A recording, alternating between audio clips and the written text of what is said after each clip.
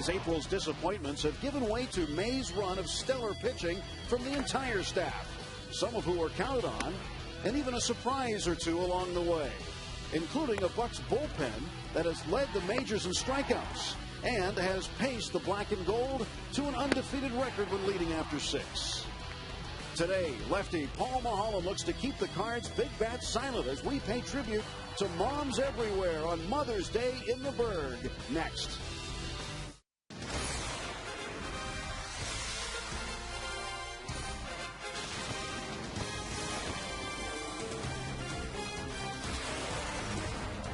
Happy Mother's Day. Happy Mother's Day. Today's the day we honor the ladies in our lives who get it done day in and day out.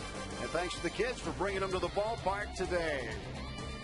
It's the third game of a 3-game set. Pirates trying to take 2 of 3 from the St. Louis Cardinals.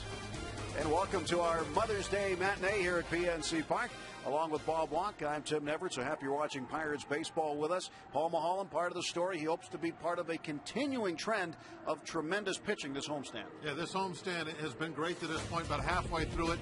And what really always happens when you're having a great stretch is the pitching that always is coming through for you, and that's the case here. Look at the numbers. They are just beautiful to look at, especially what happened in April. But when the starters pitch well, the bullpen follows up. Not only are they having a great ERA, down 132 in this stretch, but as you said earlier, they're striking everybody out. Lead baseball in strikeouts in the bullpen. And they've been holding this guy at bay, the toughest hitter in the big leagues, 3 times this year. He's been 0 for 5 with a walk, and Zach Duke and the Pirates held him to that 2 nights ago. You know what you notice when you're watching these things, that not only are they holding him, at bay, they're making him look bad. Really some horrible swings from him. You never see that. Well, it's going to be a challenge for Paul today to keep this trend going. His lifetime numbers aren't that good against Mulholland. Obviously, there you see him. Adam Wainwright, the starter for the Cardinals. He's 4-0 in his career here at PNC Park. A no decision Tuesday against the Phillies. Last year, one of baseball's best. And Paul Mulholland, he's going to try to get into the 6th or better. He's an innings eater. It looks to me, if we're going to win this one, it's got to be a pitcher's duel. Not many runs scored. Wainwright and Mulholland, that's the pitching matchup today on this Mother's Day Sunday. The kids are here, and they are looking forward to the Pirates and Cardinals.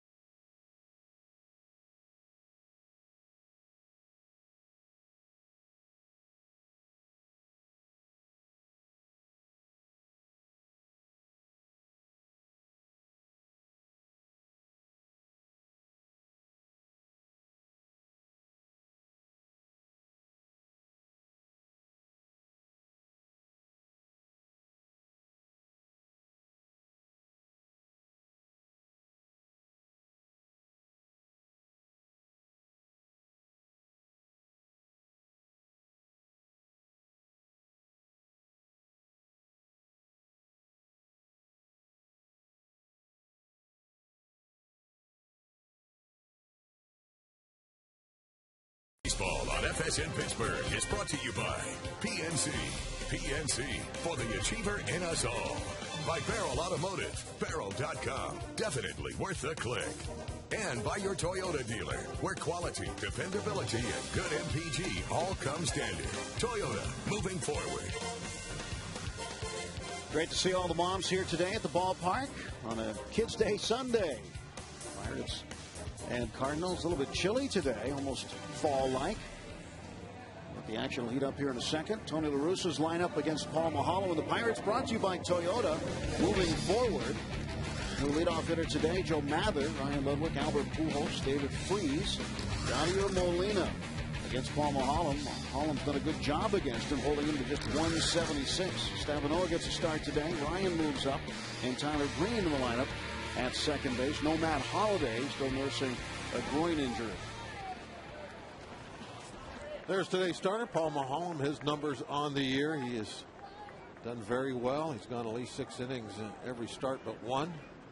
That's what we're looking for today, and that's one of the reasons the bullpen is really putting up the great numbers. These starters have been taking care of them.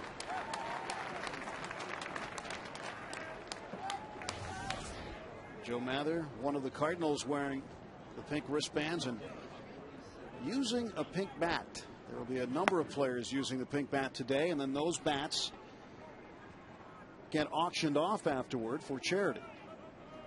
A number of the Pirates will be wearing pink today as well, as a reminder and a way to create more awareness for breast cancer. And Mather grounds out to Cedeno. Let's take a look at the rest of the Buccos. Behind Paul Maholm in the outfield, Millage, McCutchen, and Jones back in right field. LaRoche, Cedeno, Iwamura, and Jeff Clement. Jeff Clement starting after 5 games on the bench, and Ryan Domick, who sat out last night's game, is catching this afternoon. LaRoche and Cedeno, they're the ones that are going to see a lot of work this afternoon if Paul is throwing well. A lot of right-handed bats, power guys. And when you have a sinker baller out on the mound, a lefty that's hitting his spots, there's going to be a lot of ground balls to the left side. So Cedeno and LaRoche, hopefully they're at their best. They should be busy. Ludwig fouls this one away. Last night he got struck by a pitch in the 8th inning on the meaty part of his left hand. Jaramillo thought it hit off the end of the bat and should have been a ground ball out, but it caught part of the hand of Ludwig, and he is okay today. 1-1 is fouled off. Ball and 2 strikes.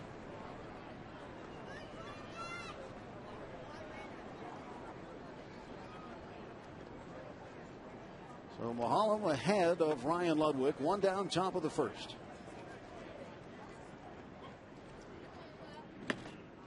Pitch a bit high, 2-2.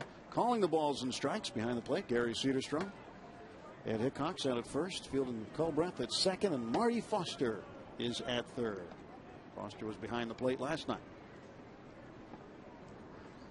Maholm's got a sign ready to go. The 2-2 pitch. 3-2 now to Ludwig. Pirates dropped game 1 4-3. Won last night 2-0. We have seen some terrific starting pitching, as we pointed out, not just with Karstens and Jaime Garcia last night. This one is lifted into right center field. Garrett Jones will take care of it for out number 2. But also in game 1, Zach Duke really deserved a better fate, facing Chris Carpenter, one of baseball's best. Each just got a no decision out of it. It could have been a shutout. It really could have been a shutout. But it ended up being a 4-3 loss. And I mentioned the left side of the infield, and what was a big part of that game? A couple of errors. One by Andy, one by Ronnie. Now Albert Pujols. We mentioned 1 out of 8 in this series. It was a double last night. And the shift is on for him as Aki Iwamura is playing over to the shortstop side of second base. So 3 men on the left side of the infield. And Jeff Clement alone on the right. But Pujols took an 0 for 5 on Friday. He's only done that 17 times in his entire career. Ground ball left side, and that found a hole. Now that's why you get him over there. You know, I mean, you got to play the averages. There's going to be a lot of ground balls to that side of the infield, so overloaded with defense. 46 tonight. And the forecast very motherly today. A maternal outlook. How about 2 nights ago? Game time temperature 82 degrees. Good looking bases today. Pitch on the way, and Freeze, the rookie, batting cleanup for the Cardinals, fouls that one back. Well, he's got the numbers to do it. Doesn't matter whether he's a rookie or not. He's 333, 19 RBIs, 10 extra base hits, 3 of them over the fence. National League's Player of the Week last week. You're hitting. It doesn't matter what your pedigree is. And he's been hitting. So now he had a career high 6-run batted in game on April 29th. It was the most by a Cardinals rookie since 1957, when Major League Baseball established the status for a rookie. Normally you have Holiday hitting behind Pujols, trying to give him some protection, but they're having to move some guys around. Holiday a little sore groin, hasn't been in the lineup the last 2 games, so it's up to Freeze to try and protect Pujols. The Cubs rookie Starlin Castro with 6 runs batted in against the Reds in his debut the other night. Freeze fouls this one away. 2 balls and 2 strikes. 2 down here at the top of the first. Castro came right out of Double-A, didn't he? He did. Came right out of Double-A and knocked in 6 runs his first game. Just barely 20 years old. That was a pretty impressive debut. I think the Pirates probably convinced the Cubs they needed some help from somewhere after the Cubs were swept here. I think the Cub team needed a little message sent to them. They were going through the motions, especially that last day. And I think bringing the youngster up may have been part of that. As much of getting him in the lineup to do something with the bat as it was just to wake everybody else up. That one shot foul down the right side. Well, for the Cubs, it worked that day. They won big over the Reds, but then things got back to normal with the Reds win last night. Reds winning in the 2nd inning today already, 2-0.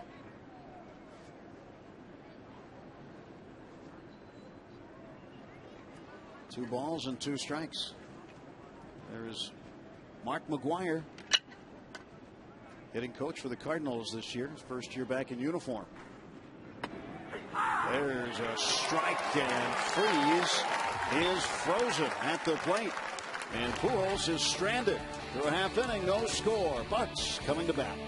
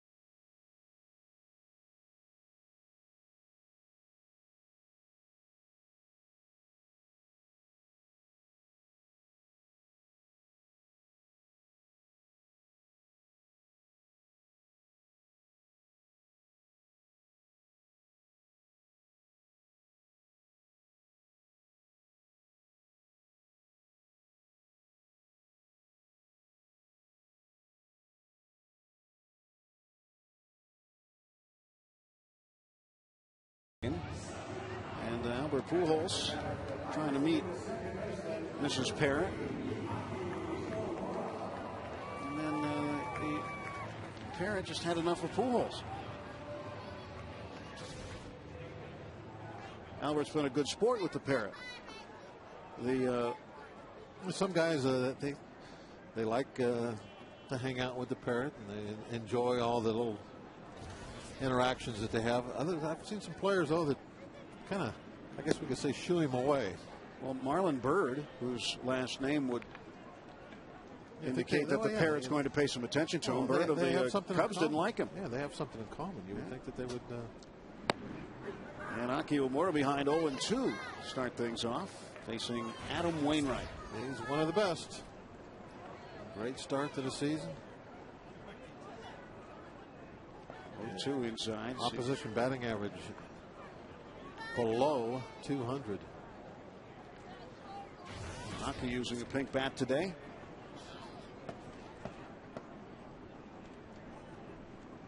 He's got a hit in there.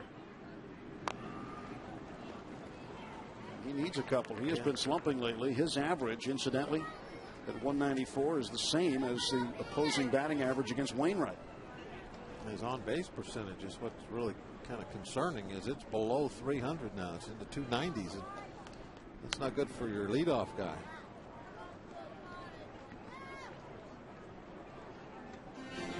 Gilmore got the pink necklace going, the pink wristbands. Maybe the pink. That'll turn him around. Get him on a little bit of a roll. Well, he's got one to left center field. This one is way back and tracked down by Ryan Ludwig. Ludwig playing left field tonight. Let's take a look at the rest of the lineup for the Pirates. John Russell sends him out this way. LaRoche coming to the plate now. McCutchen in the third spot. Jones hitting cleanup. Dolmet back in there, batting fifth. Village, Clement, and Cedeno. Hits Adam Wainwright very well. You see Paul Mulholland batting ninth.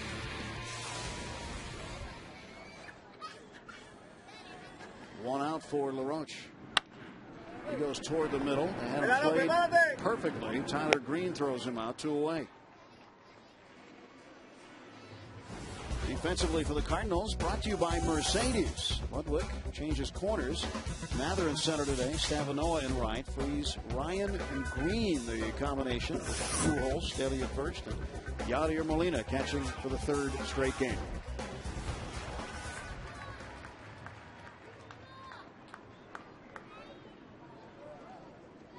Wainwright to face Andrew McCutchen. His numbers in the first inning have been gaudy, and his numbers out of the third spot since he's moved into there have been very good too. Fouls this one away. In the first inning, McCutchen has doubled 3 times, singled twice, homered twice in his last 10 games. Best in the majors at 482, hitting in the first inning. Well, sometimes guys get pigeonholed a little bit because they have great speed. That okay, they're leadoff hitters. Well, he's got great speed, but he also has a lot of extra base power. Doubles, triples, home runs, and you can turn that into RBIs at time if he hits a little lower in the order. But it doesn't matter. Wainwright got him.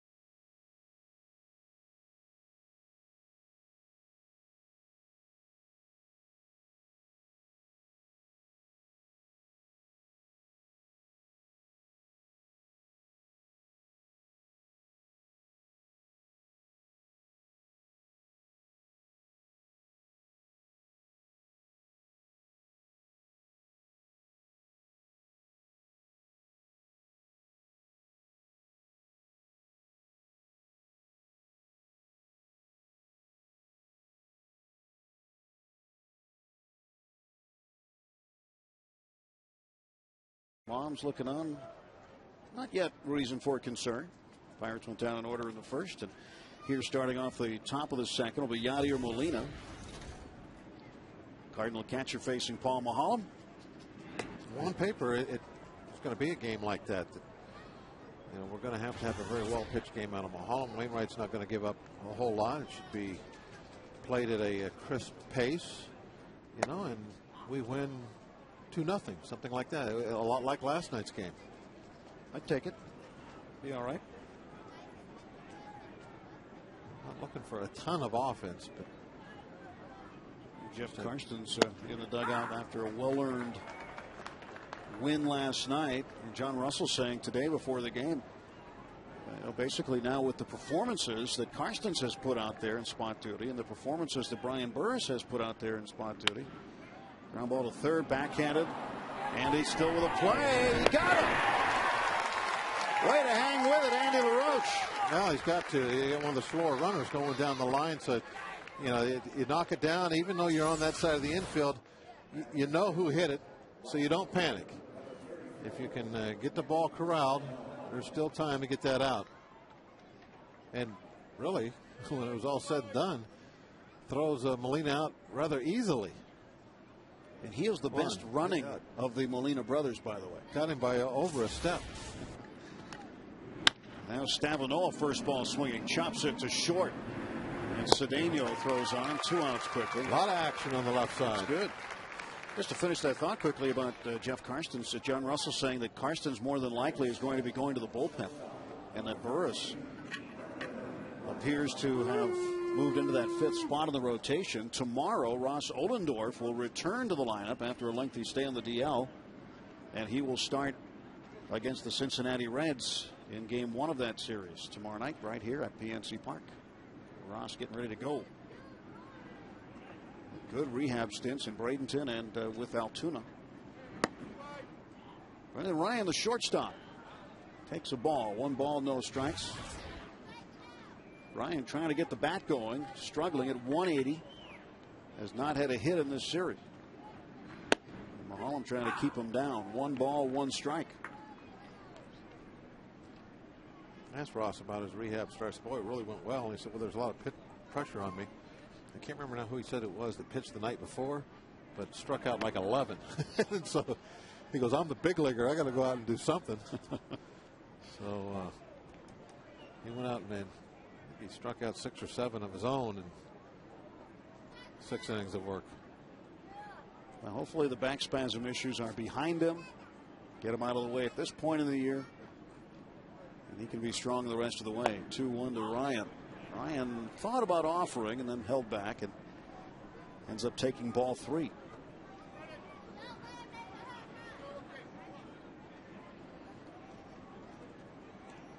Two outs, nobody on. Here's the 3-1. Got him on the inside corner, fills up the count.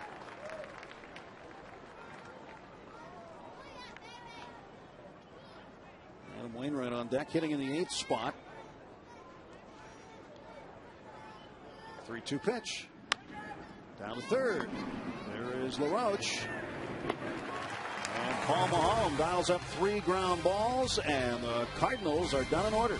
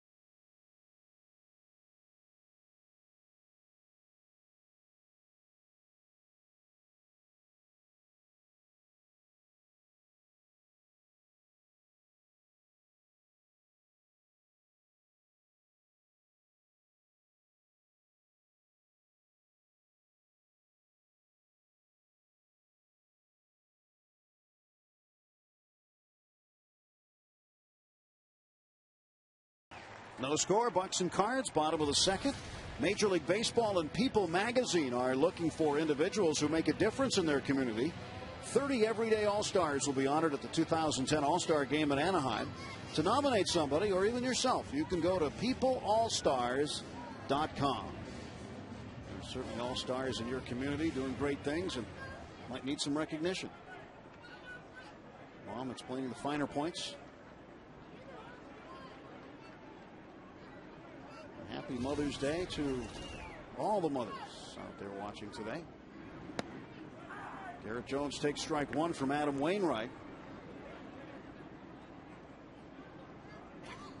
Jones hitting .238, 4 homers, 20 runs knocked in. 1-1. You know, Wainwright has experienced something that only a few guys do.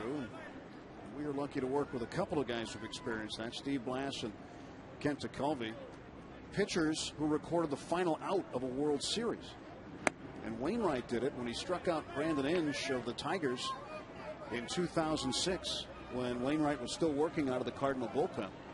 He recorded the final out, and certainly something he will never forget. As Jones hammers this one to left center. This one is going back and into the north side notch. Ryan Ludwig is able to track it down. What a play by Ludwig. He's had 2 nice ones out there. Yeah, that one he had to go a lot further for than the first one. I really didn't think he was going to get there off the bat. I thought that was going to be extra bases right at the 410 sign, but nice job. I mean, he never broke stride. He's going hard right from the get-go. Speaking of Giant Eagle.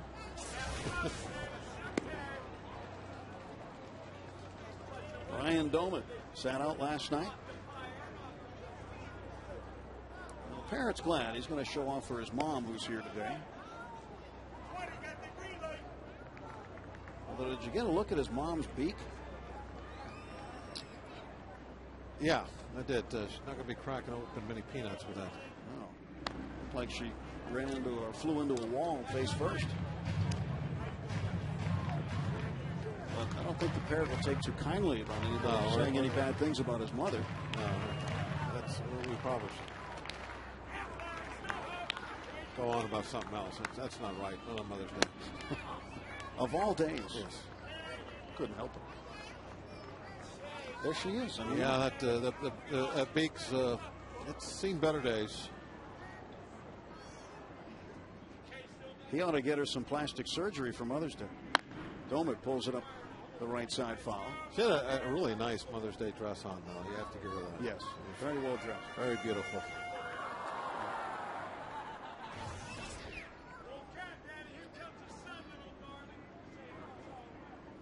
Domit hit one off the wall in Game 1 Friday night in right field. 3-2 pitch. And he goes to right field again. Stavinola coming on. He doesn't have it. And Ryan Domit is aboard. I think I saw just a little bit of hesitation, Stavinola. He wasn't real sure if that was going to carry. And by the time he came straight in, it was a little too late. You could see it right there at the beginning as he was trying to read the line drive. Maybe just a hesitation like a 1,001.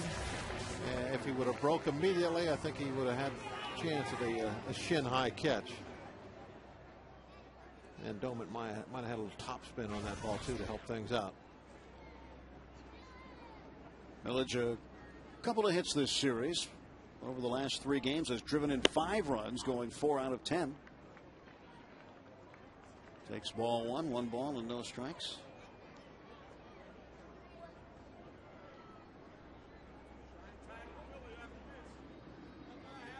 Domit at first, middle infield looking for 2, 1 out, bottom of the second. And Millage goes to the right side. What a play by Green. There's 1. There's 2. Tyler Green handled the hot shot, started the twin kill, and the Pirates are done in the second.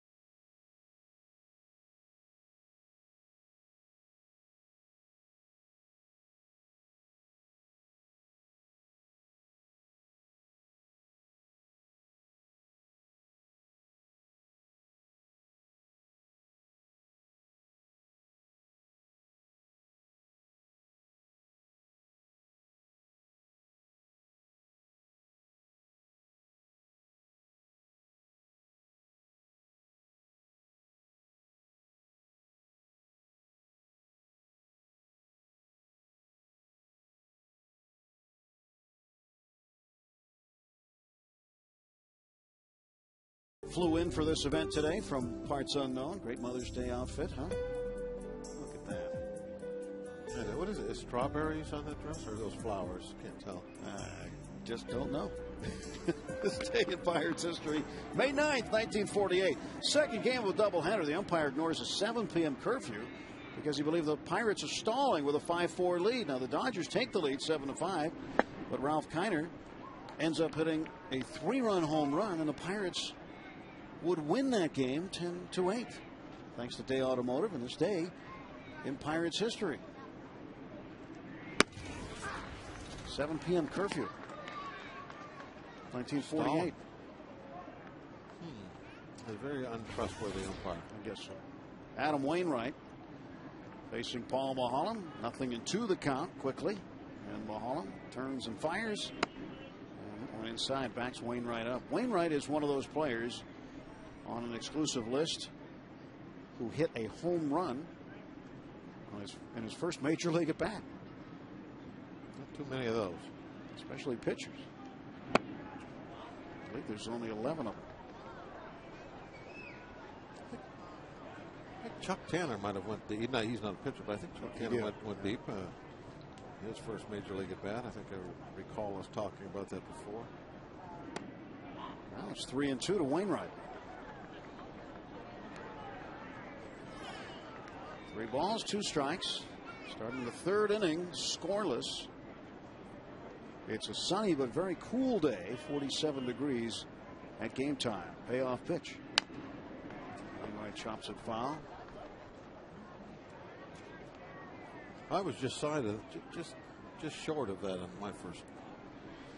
I almost hit the ball, I think. You almost fouled it away? I think I almost hit a foul ball. A foul ball would have been good enough for you. I was close. Almost fouled one off. Did you swing? I don't even remember. 3-2. Wainwright swings and fouls it back. All I know was Bert Blyleven and I had no chance. None. 0. How many curveballs did he give you? I know there was at least one because I remember the ball just vanishing in midair as it was coming to the plate. It just disappeared. And then I heard a sound and it was hitting the catcher's glove right down the middle. And I was told later that was a curveball. I was like, wow. It's like disappears. I saw it. Well, there it is. And it's gone. Where'd it go? Wainwright broke his bat. He's got to get a new stick. That Blyleven curveball was something else. It was good to see Bert last summer when he was here. And we got to see him twice, actually, because of interleague play. We went to Minnesota, where he's a broadcaster for the Twins. We play the Twins this year? No, sir. No. We played the Tigers, right? Go to Detroit. 3-2. A chopper wide of third. Go to Detroit, and then we'll see a couple of teams out west, Texas and Oakland. Oakland, yeah. I'm trying to think of the 3 cities. Cleveland and the White Sox come here. So it's a mix this year in interleague play between Central and West. Typically, it's been just one division. But 2 divisions mixed up. 3-2. There's a grounder in fair territory. Handled nicely by LaRoche. And he guns down Wainwright, and there is one away. Talking about defense, the Canadiens' stingy defense, anchored by Hal Gill, returns home to Montreal as the Penguins' quest to repeat as champions continues. Don't miss a shift from Game 6 of this hard-fought Eastern Conference semifinal series. Coverage begins tomorrow at 6, only on FSN. Les Habitants and the Penguins. And we got to give credit. What did you just say there? I heard a little French there. That's French. That's what they're called in Canada, in French. French Canada. Les Habitants. That's what it means. The Habs. Which, you know, their nickname is the Habs. Yeah. Short for Les Habitants. French for people who live there. But the way you say it doesn't really sound like inhabitants. Well, you have to have the trained ear, Bob. You don't have that. It's okay. The French don't understand what I say either.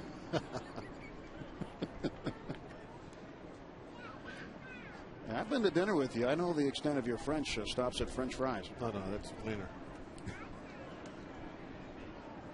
French bread. 1-2 inside to Tyler Green. 2 balls and 2 strikes. But you got to give credit to the Canadians. They've done well, being the 8th seed in the East. And a good series. Game 6 tomorrow night. And again, the count full.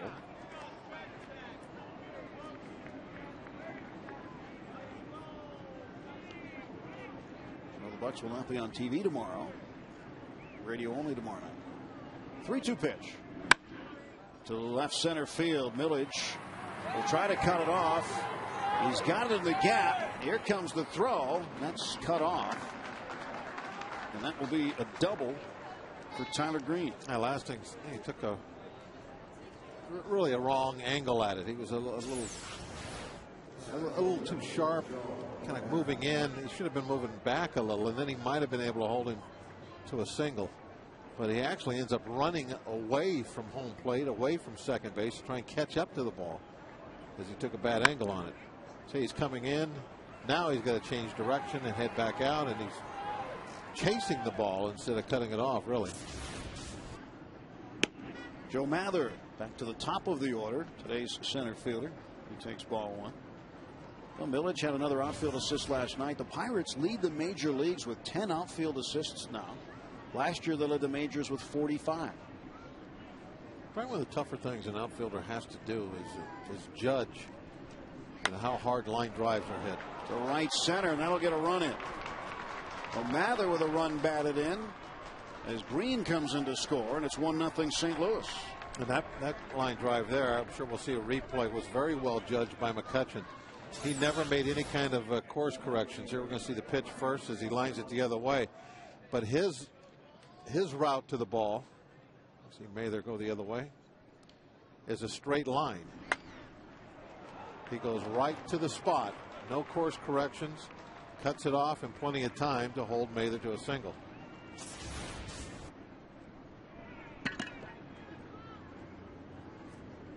Ryan Ludwig at the plate. Throw goes to He's out. He's out. Oh, he's safe. Oh, I want him out. Ed Hickox. I wanted him out. I thought he was picked for sure.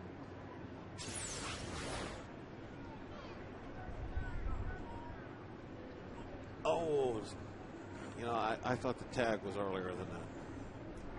I thought the tag got him in the belt buckle, but it didn't get him until it looked like he got him on the back leg. As he was catching the ball, I thought he was tagging him at the same time, but you can see that's not the case. Looked like it for a moment. Ludwig with a pair of hits in the series. 0 for 1 today. Flied out to right field. Check the runner at first.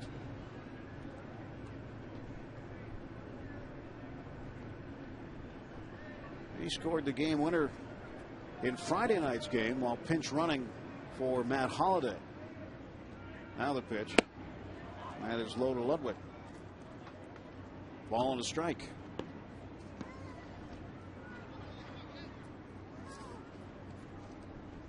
Well, we've already had a lot of action on the ground. To Annie and Ronnie. We'll take another one right now. Did I say Annie or Andy? You just said Andy last. That's Mother's Day, that's why. We'll go with that one.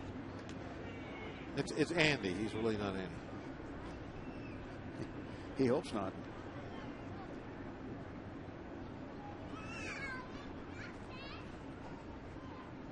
Well, Holland's got his sign from Doman.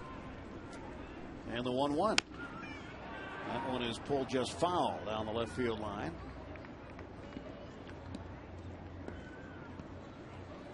Let's take a look at our Barrel Automotive League leaders stat. We talked about outfield assists and how the Pirates lead the National League. That's the top number in the majors, 10. Astros behind them with 9. The Mets, Marlins, Padres, and Nationals on that list as well. But the Pirates continue to gun them down from the outfield. Barrel.com, definitely worth the click. Ludwig liked it for a moment, then didn't. And he held off, and now it's a 2-2 count. You want Mulholland to do it on this pitch right here. Don't go 3-2, because they'll probably start the runner if it goes to a 3-2 pitch. And then if they do that, you're going to lose your double play opportunity. So get it done right here on 2-2. Tried to paint that inside corner and missed. And now we'll see what happens. Will they go ahead and start the runner? Going through a bunch of signs over at third. Oquendo is. The secret weapon, Jose Oquendo. Probably see some kind of a pickoff throw from Paul, just in case he can get Mather to run early. Nope, and nope. And a base hit. Into left. Wrong on both cases. First and second and 1 out. Cardinals with a run in already. The double by Tyler Green. He was scored on the single. And now what you don't want. Albert Pujols coming up with men on. Yeah, Paul got the ball hit on the ground, left side, just what we were looking for, except it was in that hole. Could have easily have been right at either Andy or Ronnie out at short, and we would have had our double play. Pujols 2 out of 9 in the series. And Paul's not really a big swing and miss guy, strikeout guy, and he does throw a lot of ground balls. I'm really surprised they didn't start the runner. You think that the hitter's going to get a piece of the ball, get it put in play, and you know a good chance it's going to be on the ground. Pitch to Pujols. Ball 1. Tony's tough to guess with, isn't he? Well, he likes it that way. Yes, he does like it that way, and it's been successful. Boy, he's got a track record every manager that's ever gone out there is envies.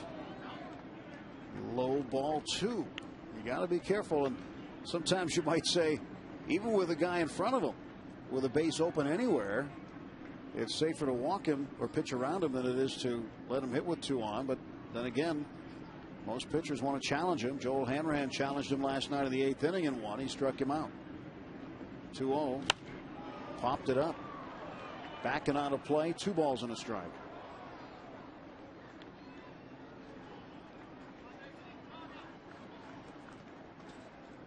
Give you an idea where Pujols is in terms of respect. He leads baseball being intentionally walked 9 times, and the Cardinals lead baseball with 23 intentional walks as a team. And Pujols takes a strike on the outside corner. Backdoor bender.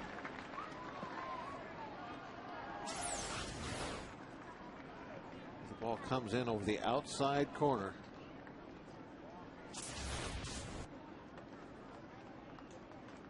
Two and 2. 1 on. 1 out rather, and 2 on. And now Pujols smashes one down in the left field corner, and it's foul. Thank you very much. That ball hooked on him. It looked like that was headed for grass in the outfield, but it hooked. Yeah, I was a little concerned when it came off the bat that was going to be a problem.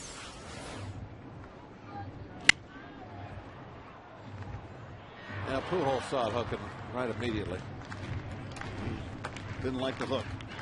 Nope. He knew it was going to go foul. Bill Mahalo back on top of the hill. 2 balls and 2 strikes against Albert Pujols. Mather the runner at second. Ludwig is at first. Now the pitch. Struck him out.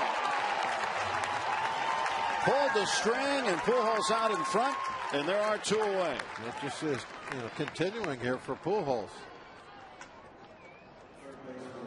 This is not really a good breaking ball. This is a hanging curveball. I mean, that's up, out over the plate, just a little above the belt, and he swings right through it. That's not Albert.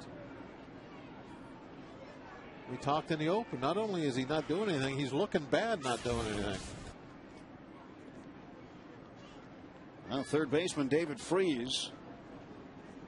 He was frozen by an off-speed offering by Mahalam last time, striking out looking, swings and misses at strike 1. A beautiful, it looked like a little sinker right on the knees. It froze him up for strike 3 last time up.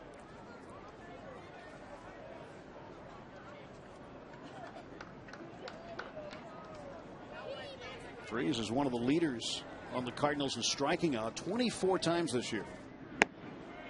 Takes low and away. Well, Albert trying to assess the situation. When his arms are folded, he gets a little serious. Not a little happy what's going on here these last 3 days.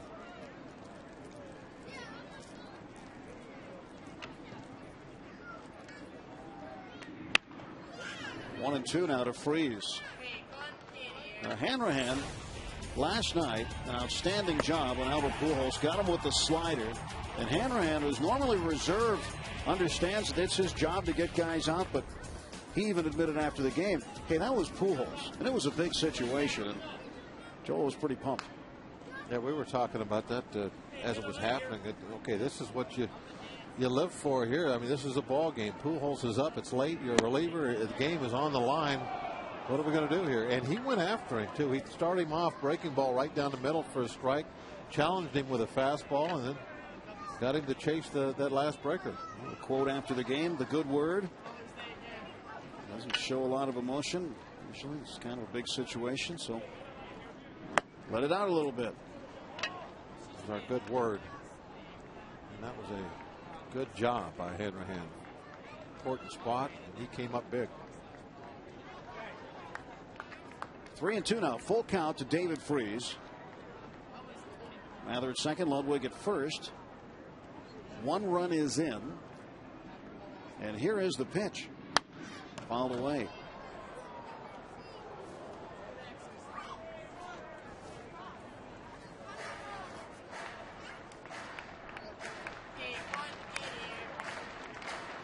Adam Wainwright worked a number of foul balls against Paul Mulholland, made him use a lot of pitches, and believe it or not, this is the 37th pitch of the inning for Paul Mulholland. The payoff pitch to Freese. Inside ball 4, and the bases are full of Cardinals. Now he's going to have to throw a couple more.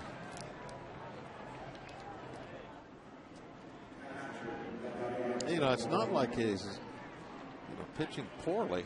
He got the ground ball he was looking for, I think, when Ludwig was up there. It just happened to be in the hole. So he didn't get the double play. Now he does have to face Pujols with a couple of guys on, what he was trying to avoid. But he comes up big, gets the strikeout of Pujols. But it did take him a number of pitches to do it. And then Freese battles him to a ball 4. And they're piling up. He's got 66 now. But if he throws up a 0 here in the bottom of the 3rd, you can kind of walk back to the dugout just saying, well, big deal. You know, I still am going to go 6 or 7 innings and hopefully throw up a lot more zeros. Yadier Molina grounded out to Andy LaRoche at 3rd in the 2nd inning. He's 0 for 1. LaRoche, very nice play on that ball that was right down the line.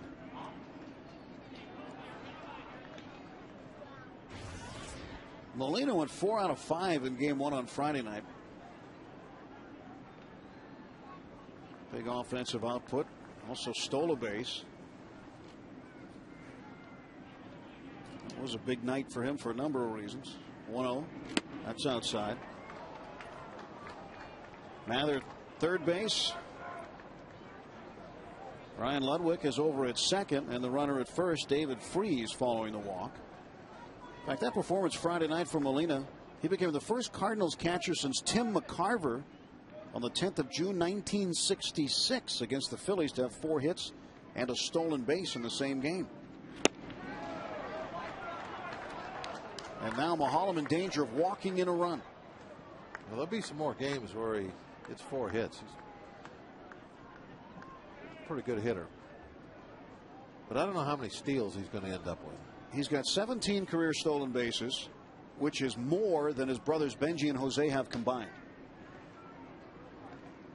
70th pitch of the ball game, and he walks Molina, and the Cardinals now have a 2-0 lead.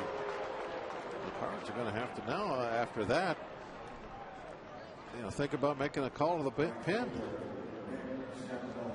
Get the bullpen going. There's nothing happening out there right now, but at some point you have to start getting concerned here. 41 pitches in the inning after an 11-pitch second.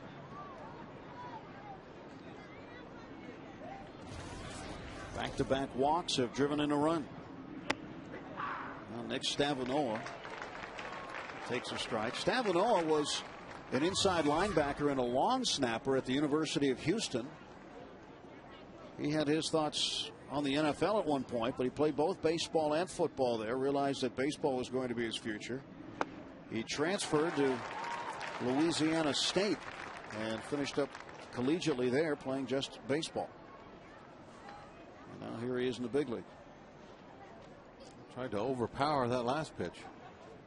Huge swing. Lost his footing as he came up empty. 2 outs, bases full. 2 runs in. Here's the pitch to right field, and the long run for Jones. This is trouble. It's off the Clemente wall. Ludwig comes in. Freeze comes in. Molina to third, and into second with a 2-out, 2-run double is Stavinoa. It is now 4-0 St. Louis. Remember the pitch he struck out Pujols on? I said it was kind of a hanger. It was up and out over the plate. Same thing here. He leaves a curveball up and out over the plate. This is an 0-2 pitch. I mean, it was on the outside corner, but still, it's belt high. He's got to make hit a better spot than that. 0-2. Bases loaded. You can't afford to have him come up with a big hit. Paul really is going to be kicking himself over that last pitch. Looks like the phone is rung out in the bullpen for the Pirates. Some activity now as Brendan Ryan, the shortstop, stands in. He is the 9th man to hit this inning. You have the pitcher on deck, first base open. Down 4 runs, 2 guys in scoring position. I'm a little surprised we're pitching to him. Brian Bass is up for the Pirates. Now the pitch. That is low for a ball. And the count 2-0. There's that 0-2 pitch again. Bad spot. I can't believe they're just not going to go ahead and go after the pitcher. Just a single here, and we're going to be down 6-0.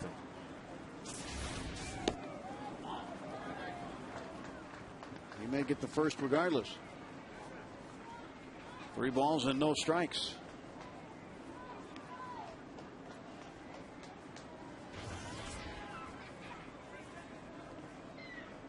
And this has been an inning unlike any other for Paul Maholm this season, as he is working on 50 pitches. He is going to throw his 49th right here.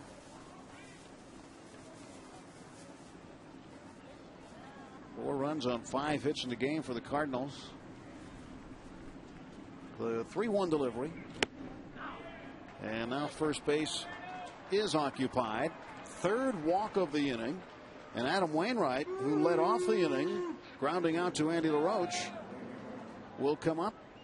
And the Pirates will take their chances with the Cardinals hurler. I'm a little more comfortable with this matchup than even O'Ryan is a very light hitter. You still got to think that he's a better hitter than a pitcher is.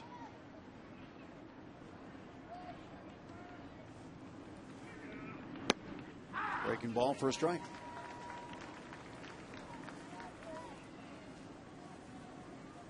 Nothing in 1 to Adam Wainwright.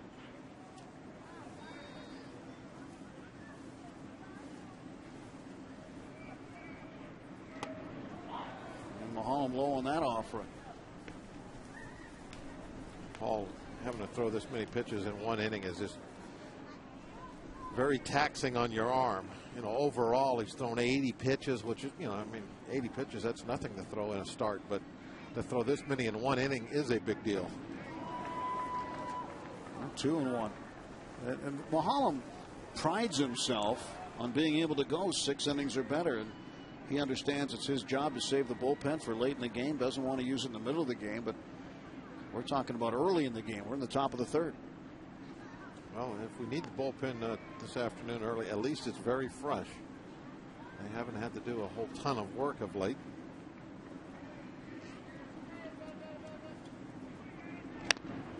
Now it's 2-2, and Maholm a strike away. Right-hander Brian Bass continues to loosen up.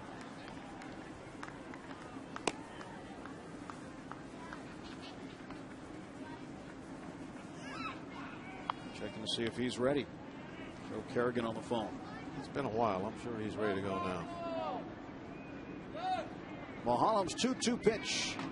And Wainwright looks one to Clement at first base. He makes the catch.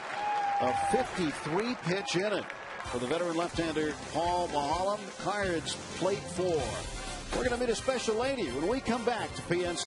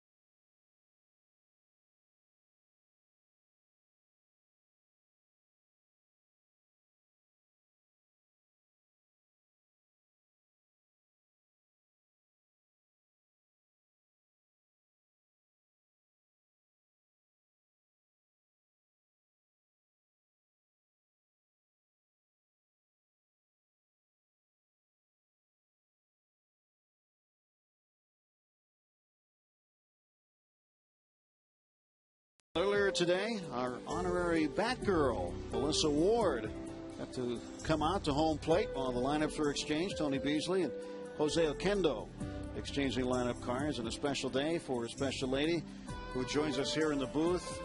And not only are you the honorary Batgirl, but your story and why you're the honorary Batgirl is touching to so many, as you've been fighting cancer and doing it at such a young age and so bravely. Thank you for joining us here in the booth. Thank you for having me.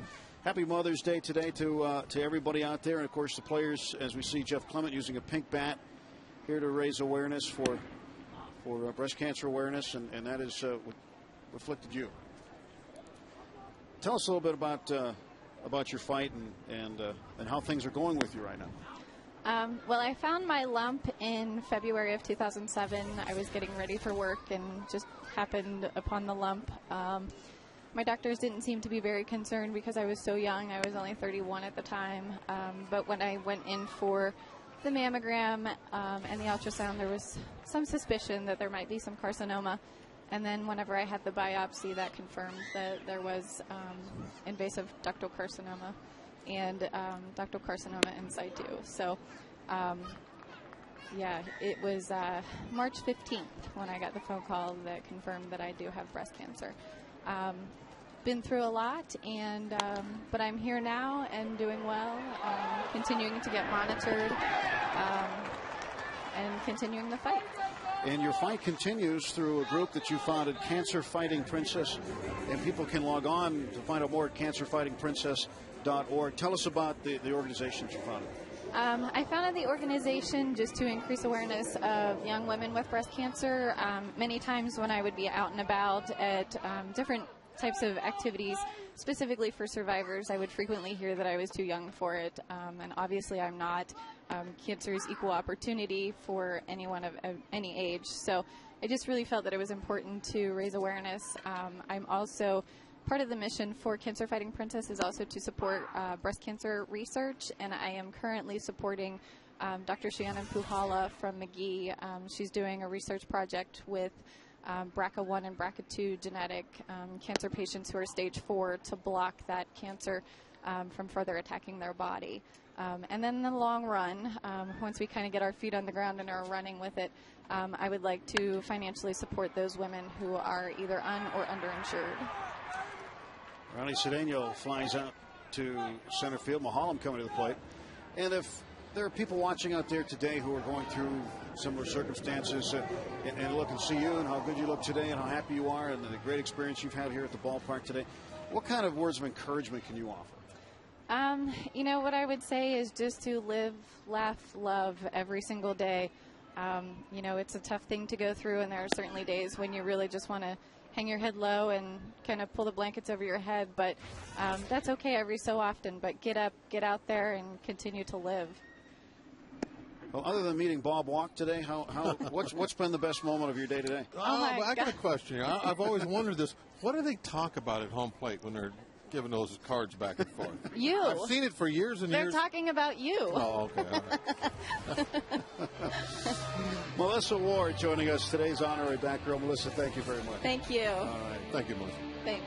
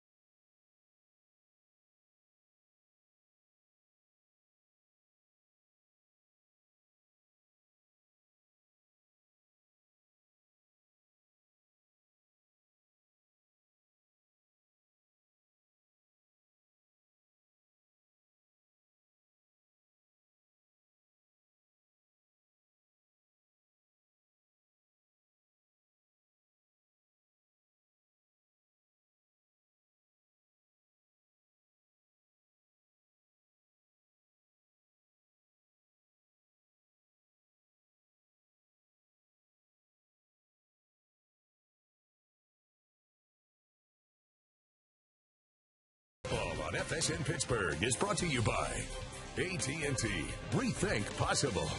And by Day Automotive. We're going to make your day. Welcome back to PNC Park with Bob Walk, Tim Neverett. Time for our AT&T Mobility Trivia question. AT&T Rethink Possible. Who was the last Pirates pitcher to hit a home run? Think about that. Last Pirates pitcher to hit a home run. Top of the fourth, Tyler Green. Take ball one. Paul Maholm still out there despite the rough third in which he walked 3. And the Cardinals put 4 across. He's on a short leash now with this just his second pitch of the inning. There's already action in the Pirate bullpen. They won't let him labor long.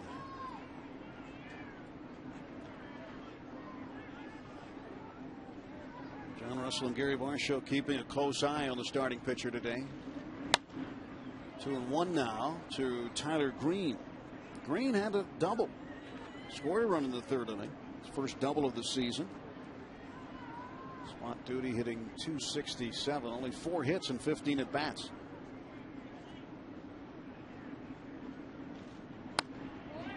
Two.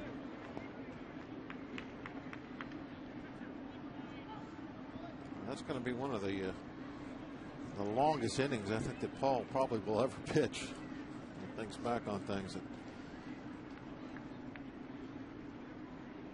A ton of pitches. What did we end up over 50? Yeah, 53 I think it was. Yeah, 53. He when you get into an inning like that, you used to keep throwing and throwing and throwing. Do you start wondering yourself when it's going to end? Yeah, you sure do. Count stays 3-2 to Tyler Green. Well, you wonder if when it does end, if you're still going to be on the mound. That's what starts going through your mind. 54 pitches. I think I said 53. 54. And 11. 54. And now 6 to start this one. Ground ball to third. LaRoche with the backhand. Picks it up. He'll not get it.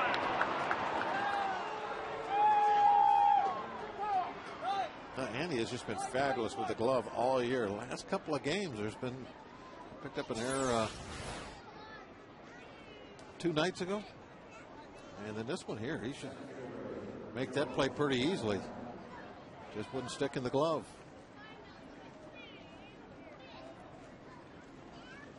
Base hit for Green. If he has a slower runner, as we saw before, he still gets the out because he was able to pick the ball right up.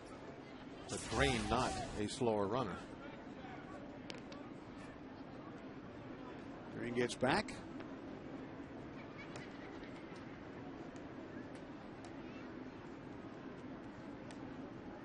Paul, a scuffling Mother's Day. It seems to me he didn't have a very good Mother's Day last year. I think he had a game where he gave up quite a few runs.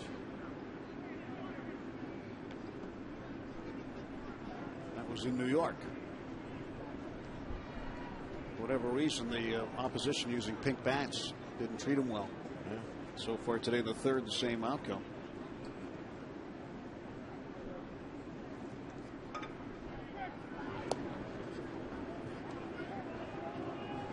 Runner first and runner back.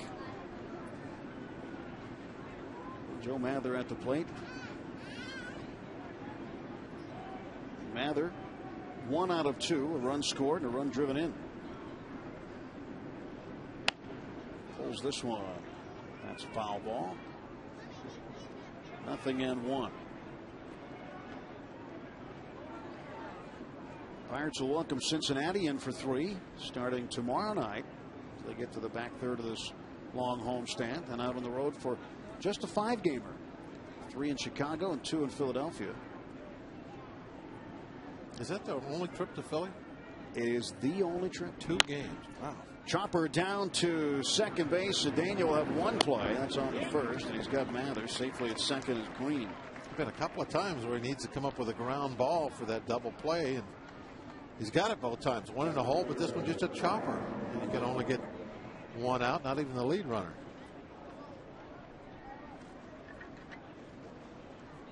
And Ryan Ludwig will be the hitter. Ludwig with a base hit and a run scored, 1 out of 2. Yeah, that's it. That's it for the regular season. Of course, we had the exhibition games right at the end of spring training in Philadelphia. But only 1 trip in, and it's only 2 games. Phillies come here for 4. There goes the runner breaking for third. Throw down, not in time. Andy got him right on the head. But a big jump by Green, and he swipes third. Green is an accomplished base stealer, and he got that one easy. Head first, right, straight into the bag. That's the fastest route. He went in pretty hard, too. Yes, he did.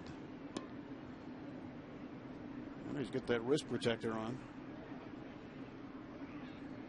It's a neck protector. Surprised he didn't jam his neck. Infield comes in. 1 ball, 1 strike now. Head first, right into Andy's thigh, it looked like. I think he started that slide a little late. Well, that's, you know, if you're going to be a base stealer, I think that's what you have to do. Straight to the bag, late slide, violent slide. Ludwig up in the air to the left. Millage backing up a little bit. Still backing up, and he can't get it. Green will score easily, and Ludwig will pull into third base. It is now 5-0 Cardinals. Well, Hastings is not going to want to see a replay of that one. Just a high fly ball that he just. Well, I'm going to assume that he doesn't see it. He must have lost it somehow, because that is just a horrible misjudgment. Horrible. It is being called an error all the way. And that's enough to chase Paul Maholm. You can see the view he's looking up into, a lot of scattered clouds. There is a breeze blowing out in that direction, but really not enough to affect the ball that much. Move it a little, but not like that. So Maholm's day is done. That's our Columbia Gas 811 call to the pen.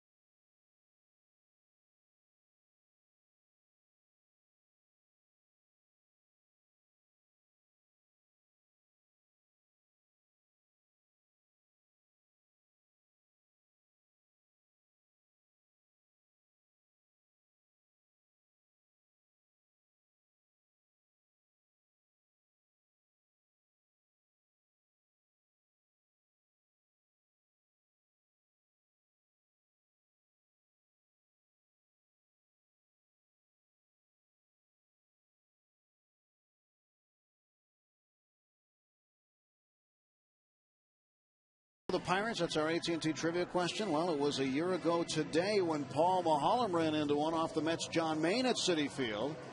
A year to the day. His first and only major league home run. Well, he's not going to like to remember this one. That's for sure.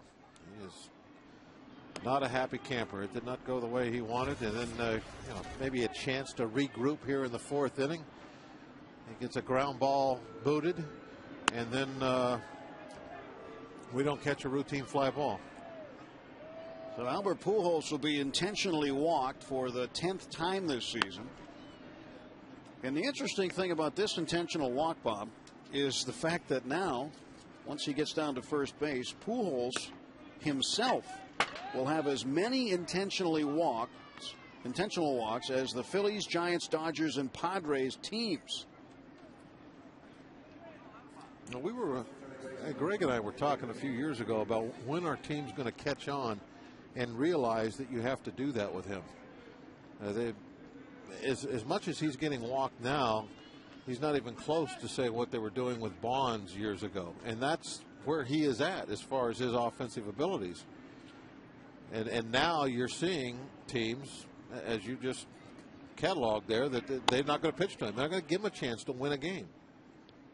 And that's a wise move, I believe.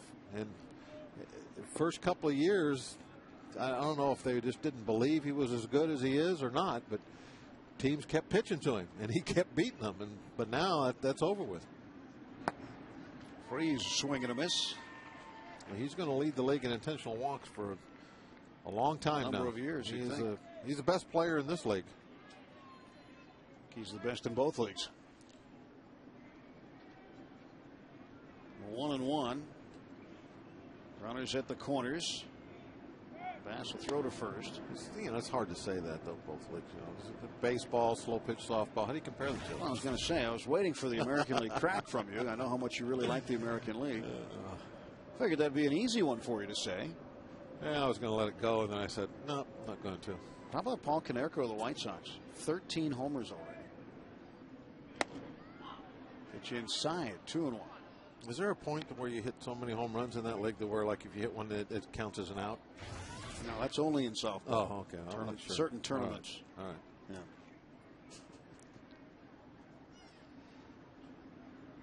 Well, had you pitched there, you would probably have a different opinion of it. You never pitched in the American League. No, it lasted maybe a year and been released. 2-1. There's a chopper hit toward the left side. LaRoche throws on to first base. It's Freeze for the out, but Ludwig comes in to score. 6-0 St. Louis. We're setting up that double play, trying to get a ground ball, and that's what we got. But it hit so slowly that all you can do is just get the out at first.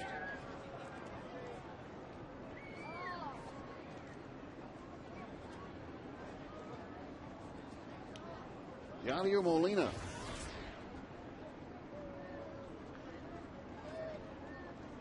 Getting an even 300. He has 30 hits. 20 runs batted in. Big cut there. Strike one.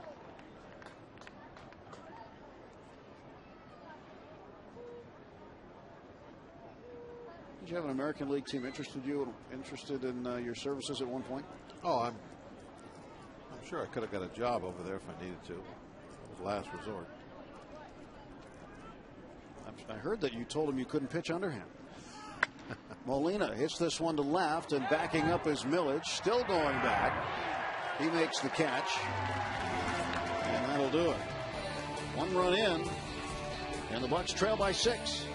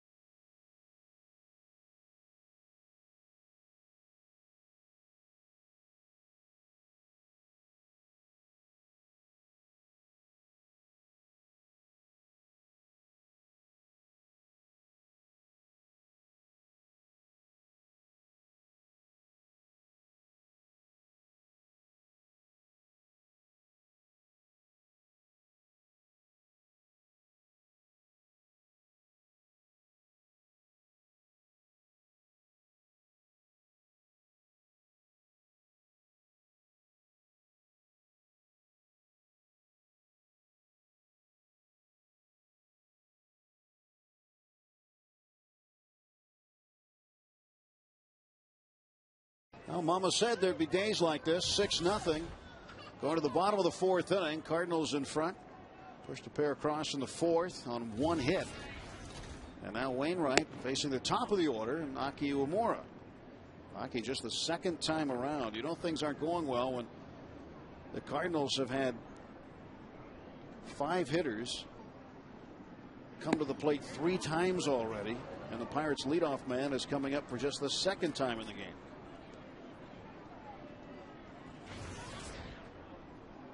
Uemura hit a pretty deep shot to left center field that was run down by Ryan Ludwig. And there's, still a lot of baseball to be played this afternoon, but we need to do a little something here in a hurry. Paul Maholm, 95 pitches, 53 of them for strikes. And Uemura lead off walk. Well, that's what we're looking for. Get a little something started. Our easy-to-use.com minor league connection as we check on things down on the farm. Josh Harrison for the Altoona Curve. 2 out of 4, 3 runs batted in, a couple of doubles. He's up to 348. Altoona beat Erie 9-7. Did a good job hitting with runners in scoring position. 6 out of 11 as a team. Josh Harrison, our featured guy today in Double-A. Let's take strike 1. You love leadoff walks to try and get an inning started. We've got one here. Top of the lineup is up. Middle of the lineup sitting behind you here, 3-4. We gotta put some kind of mark up on the scoreboard here. Wainwright delivers a strike. Wainwright and Andy's brother Adam are very, very close friends. They both came up in the Braves system. And when Adam first signed, Adam didn't get a big bonus. Wainwright got $1.25 million to sign with the Braves out of high school instead of going to Georgia Tech. And Adam tells the story about showed up at the ballpark in a broken down vehicle. Thing wouldn't start. Wainwright wrote him a check on the spot for 10 grand. Said, go get a car. So he did, and ended up paying him back. Of course, Adam can afford it now.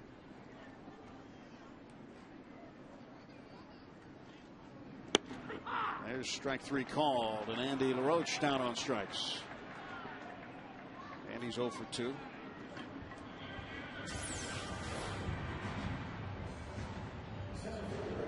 Right on the outside corner. It was elevated, though. I mean, the ball was belt high. It's a pitch that, because it's elevated, he can kind of poke out into right field. But I think Andy thought it was far enough outside it was not going to be called a strike, and that's why he took it. Andrew McCutchen takes the breaking ball outside, ball 1. He went down looking, wasn't happy with it in the first inning. Left side of the infield, not very deep, but now Brendan Ryan backs up. Cardinals shortstop moving deeper. 2-0 on McCutchen. Andrew McCutchen making a good bid with the numbers he's putting up, especially recently. Good bid to get a lot of votes for the All-Star game.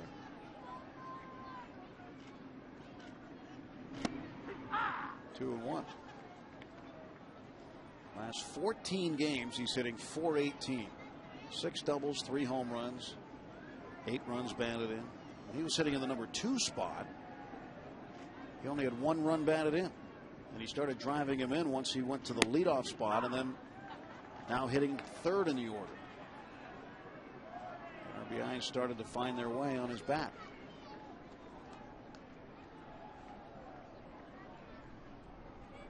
Two balls, 2 strikes. Uemura lead at first, held on by Pujols.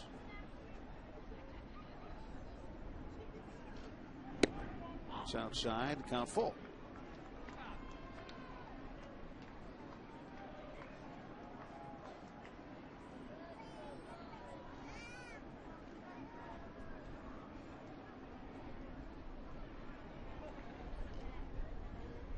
Wainwright ready to go. Now the payoff pitch coming to Andrew McCutchen. He got it. That's to center and deep. Nobody's going to get that one. Uemura rounding second, and he will stop at 3rd. It's a double for Andrew McCutchen, his 10th of the season. And that's what he can bring to that number 3 spot in the lineup. The extra base power. RBI production. Didn't get an RBI in this case. If there was 2 outs, perhaps they would have rolled the dice and sent Aki, but with just 1 out to stop him at third, correctly so. Aki's doing what he was supposed to do. He's running hard the entire time, making the turn as if he was going to score. Don't assume that you're going to see the stop sign. Tony Beasley put it on, so now 2 on with 1 out for Garrett Jones. Jones is due for another long ball pretty soon. Oh, he hammered one deep his first time up. But was it Ludwig ran it down, wasn't it? Yeah, right on the north side notch, about 400 feet away from the plate. 0-2.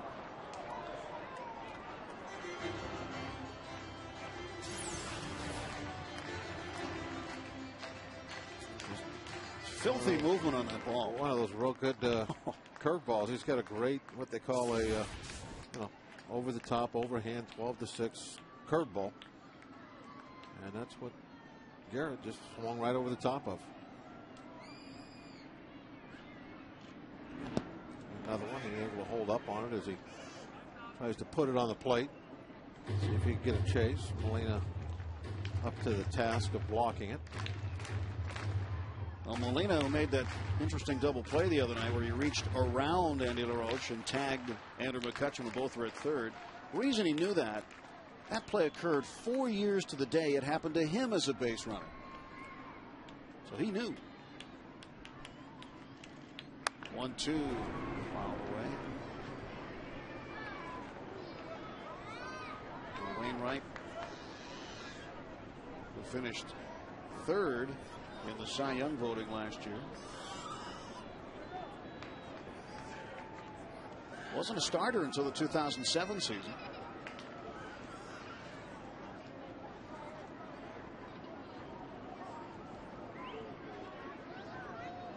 One-two pitch. Now it's 2-2. He became a starter and became a good one, didn't he? He became very, very good and very, very quickly. 6 feet 7 inches, 228 pounds, 28 years of age, out of Brunswick, Georgia.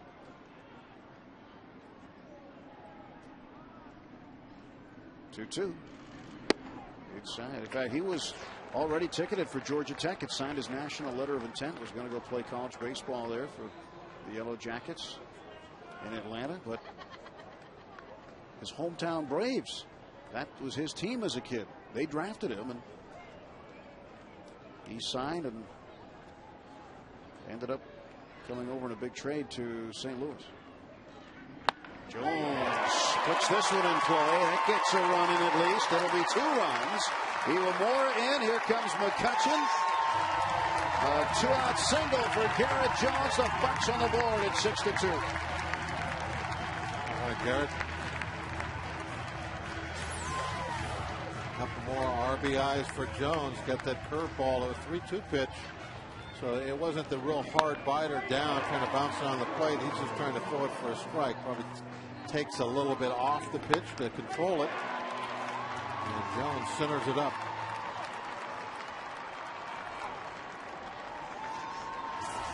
As you mentioned, a lot of baseball left to be played, and the Bucks cut it down to a 4-run lead. Ryan Domit, switch hitter, batting left-handed against Adam Wainwright. Garrett Jones driving in 2 runs. Safe Auto Insurance reminds you that you're safe at home with Safe Auto. Proudly supporting the Obadiah Cole Foundation for prostate cancer screening and awareness. Early detection is the cure. 22 runs batted in for Jones now. And the fans start the cheer of "Let's go Bucks." Well, they did what they had to this inning. And if they get some more, that's great. But get that leadoff walk, you wanted to put up some kind of a crooked number. They did that with a 2. They get the lead runner, and that's it. Good play by Pujols. Don't aboard on the fielder's choice. And Jones retired. 3-6 on the put-out. Pujols quick to jump on that little chopper so he could get the lead runner.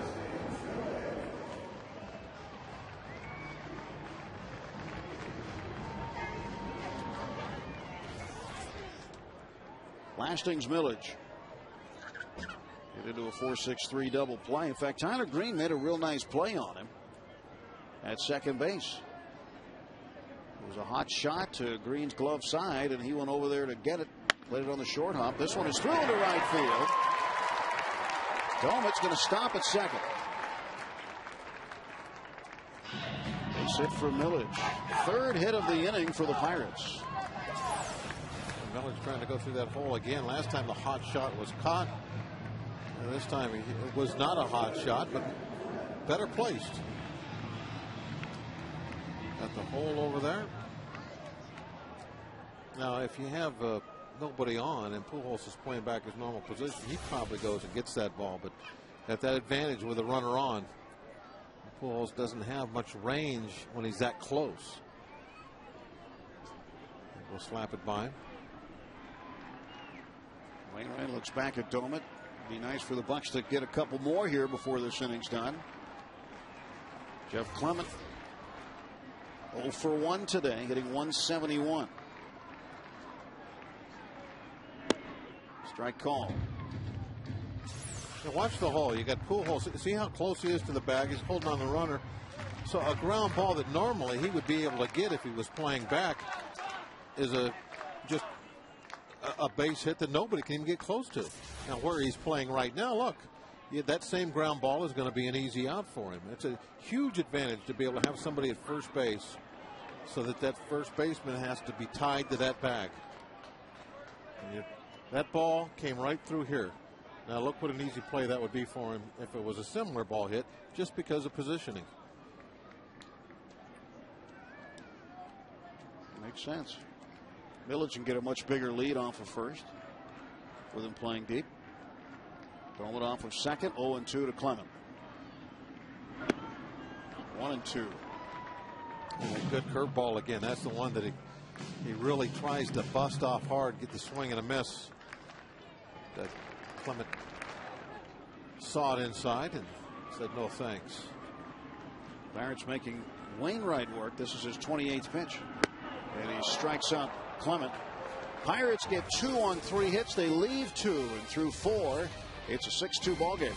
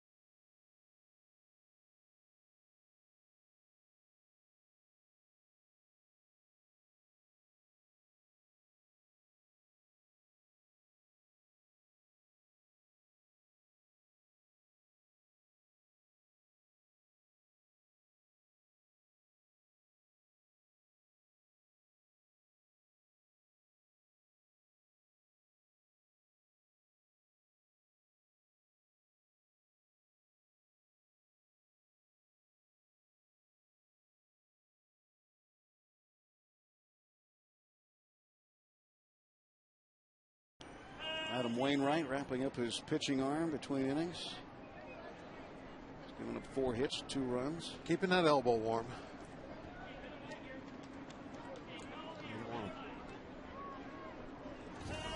Wear a coat. Sometimes you come off that field working hard, working up a pretty good sweat. You don't want to throw on a jacket, but at the same time, you would like to keep that heat in your elbows. So wrap it in a towel. Stavanoa, big cut and a miss. Stavanoa 1 for 2. 2-run double in the 3rd inning.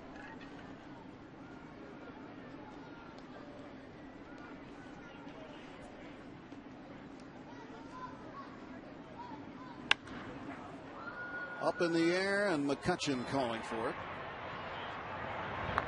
1 away. We're talking about the All-Star game, Bob. You had the privilege of representing the National League 1 year, pitching. Kind of a neat deal, especially for the first time. Well, yeah, when you're a player like I was, middle of the road type guy, you're not going to get opportunities like that very often. Probably once, if ever. So it is a big deal for guys like I was. Being able to make an appearance like that, it's quite a thrill. I compare it to my first day ever in the big leagues. That's what it was like. It was like being a young rookie walking out onto a big league field for the first time again. And that was the feeling exactly. Now, some of these guys, they go multiple years. It kind of becomes old hat to them, and I'm sure that a lot of them would rather have the 3 days off. But for somebody that had never been and probably never going to go again, it is a tremendous thrill. 1-1 to Brendan Ryan from Brian Bass is high. And I know where you're going with it. Yeah, the softball teams from the American League beat us.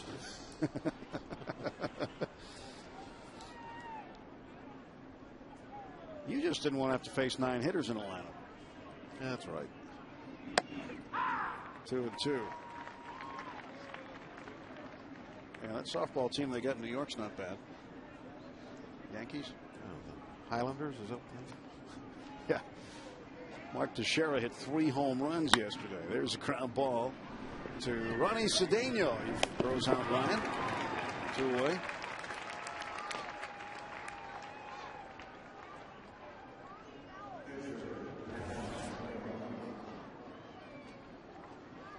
And now Adam Wainwright with 2 down.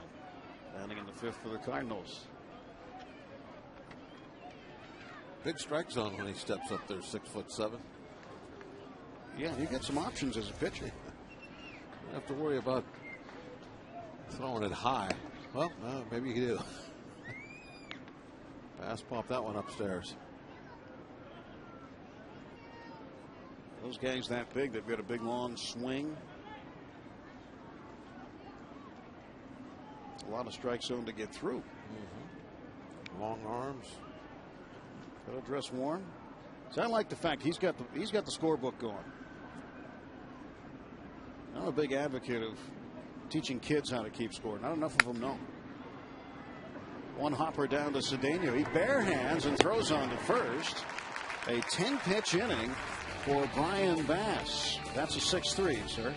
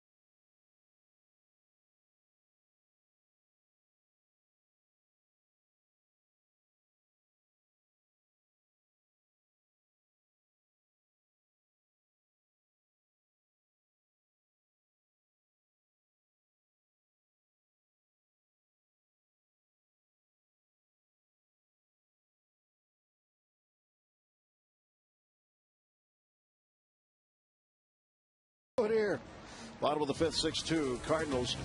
To celebrate Phantom of the Opera's final farewell tour, FSN is searching for the Phantom of the Bird. Submit a photo of you cheering your favorite Pittsburgh sports team to fan-tom at fsnpittsburgh.net. 5 fan favorites will score 2 tickets to see the Phantom of the Opera at the Benetton Center this summer.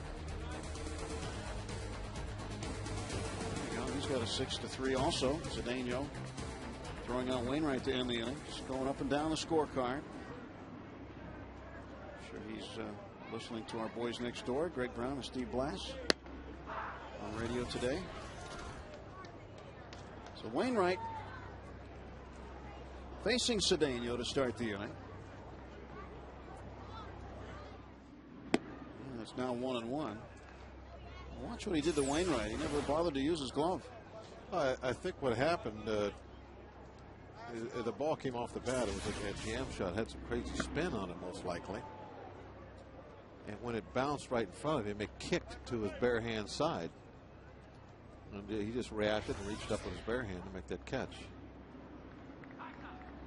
And thank goodness it did, because if he dropped it, it wouldn't have looked so good. He's asking questions as to why he didn't use the glove. That's right. Well, Ronnie did make an error with his glove on Friday night, and up until that point had been the National League's fielding percentage leader and the top fielding shortstop in the NL. Had a .990 fielding percentage going into that game. 2-2 pitch. That's up and over the first base dugout.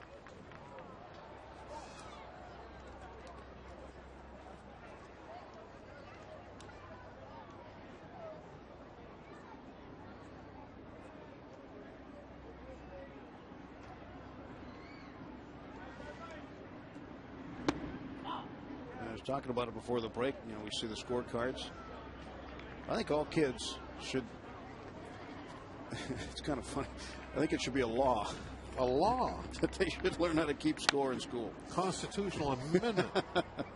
I'm not serious about the law, but I think that all kids should learn how to do it, because you see, as an adult, you do it. We do it every day, keep score, and it really helps you follow the game a lot better. Helps you understand the game a lot better. You know why the manager is doing certain things, the pitcher spot coming up, or how a guy has done already in the game. Can you keep scoring bowling? You can keep scoring bowling. Well, can you? Oh, me? Yes. Yes. Good. You later on today, you keep score for me. Well, the place we're going today, it keeps it for you. It's one of those places. So I'm off the hook today. Automated, huh? Well, see, that's the way I feel about PNC Park. The scoreboard up there keeps the score for me. Popped up, and Yadier Molina will have a play on it. But I know what you mean. I agree with you. I think that something that every American should know how to do. Keep score in a baseball scorebook. That's why they sell the scorecards. There's a good look at a book right there. That's a nice book there. Now, see, that's not his first rodeo here. When you bring a book, then you've done this before. Well, we have a number of games in there. But even if you don't have one of those books, get the scorecard. What do they cost 50 cents? I don't know anymore. Maybe I shouldn't say how much they cost, but I don't think they're really all that expensive. Fun to do. Sit in stands and keep score. And Wainwright will straighten up and throw Brian Bass out 2 away. That is a 1-3 put out. Everybody's got their own way of doing things, too. I mean, there's some basics. Swinging strikeout is a frontwards K. Looking strikeout is a backwards K. I got in the habit years ago of a called strike doing K with a little tiny C down at the bottom. Oh, really? And I don't know why I started doing that, but it just is kind of comfortable for me. Yeah, that was the night the Sunshine Band was here. Could be. Now, when there's a pop fly in the infield, let's say in fair territory it's a 5. In foul territory, do you put 5F? I do. Okay. Whoever fouls this one back. You can see the one that Cedeno, in my book, the F, and I actually had the O, so I know it was a foul out. Oh, yeah, don't forget the O. 0-2 swing and a miss, strike 3, and Iwamura is down on strikes. He's 0 for 2. Pirates go out 1-2-3 in the 5th.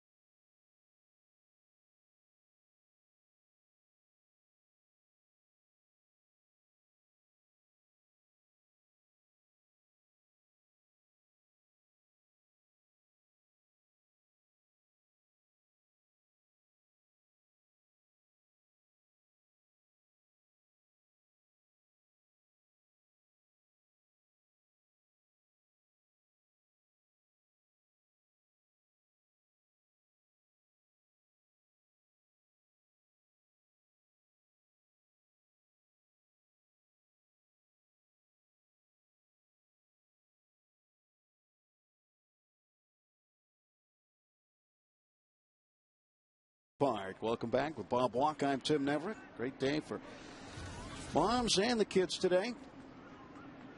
It's a Kids Day Sunday, every Sunday. Kids Day Sunday. Always great stuff going on Federal Street prior to the game. Kids get to run the bases after the game as well. Tyler Green leads off, fouls the first pitch away. 6-2 Cardinals, top half of the 6th inning. That's always a thrill for the kids.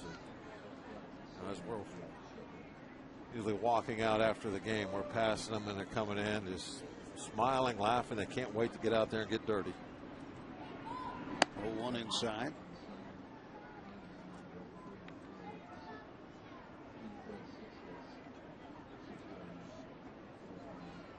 One ball, one strike now to Green, and Bass ready to deliver. That one cast for a ball. You got your laptop up and working, right? Sure. What's going on in Cincinnati with the pitching situation there? Well, Mike Leake, the rookie out of Arizona State, who has been doing nothing but impressing everybody. Did he have a no-no for a little while this afternoon? Took one into the 6th.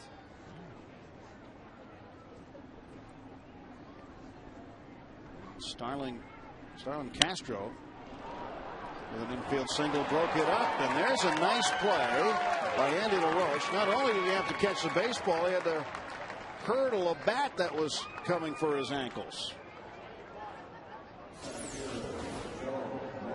Here it is. I'm not even sure he knows it because he is just locked on that ball. I don't think he ever looks down to see where that bat is. You know, I mentioned early on in yesterday's game, somebody broke a bat, and I said to Greg, I said, you know, the bats that were just exploding right and left a couple of years ago, they've done something to them, and they just don't seem to be coming apart like they were. And since I have said that, I mean, there has to be at least a dozen of them now have just exploded and gone flying. Cedeno with a backhand. Here's the throw. Does he get him? No. Good effort. Mathers aboard. He put a one hopper on the bag. Can't do anything more than that. There has been a, well, look at tell you up to this play, but nicely done by Cedeno just to get to the ball. He did everything he could do. Really a quick exchange, getting the ball into his throwing hand. But Mather beat it. Pretty good athlete. There's been a scoring change on Ryan Ludwig. The last time he was up, it was scored a sacrifice fly and an error on Lasting's Millage in left field, and the ball just kept carrying on him. Tanner Green scored on the play. They have reviewed it and have changed the scoring to a triple and a run batted in. So Ludwig will get credit for his second triple of the season and his 12th RBI. Not good for Paul's ERA. Oh.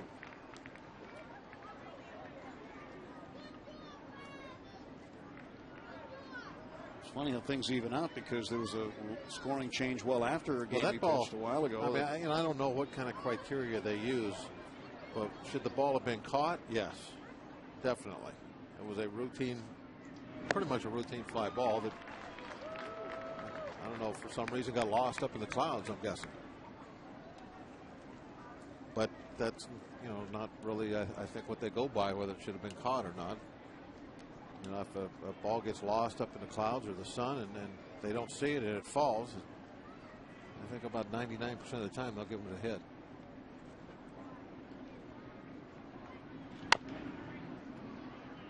Oh, 2 chopped foul. We go back to that in the 4th inning. Just watch how the ball kept on carrying. Millage thought he was under it. He just kept drifting. He's just you know, backpedaling. Does he touch it? Does it go off his glove? See if we can see that here in the replay. Yeah, it looked like it went just off the tip of his glove, maybe. I don't know. Because a lot of times they'll look for that. They'll see if did he miss it clean or did he get any leather on it, and they'll use that to make some kind of a distinction of whether it was a hit or an error.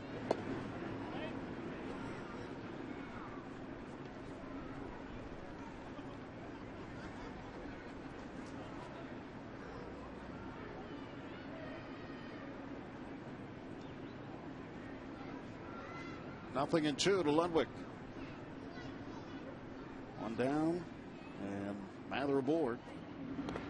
And Mather's going to try to take second. Throw down is into center field, but there's McCutchen to back up.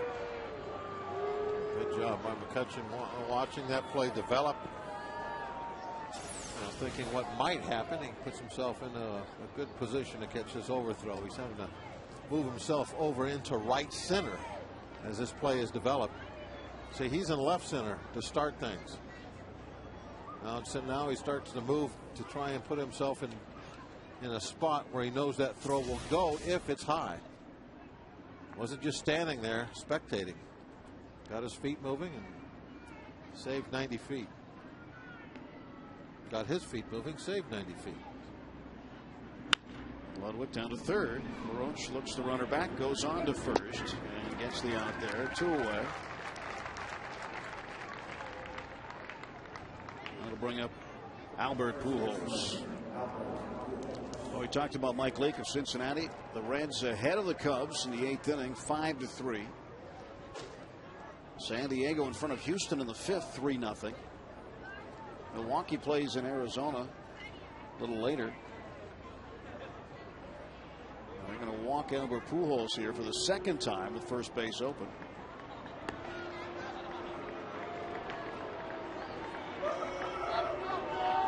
Atlanta's crept up on the Phillies now, 4-3 Phillies. They had a 4-0 lead.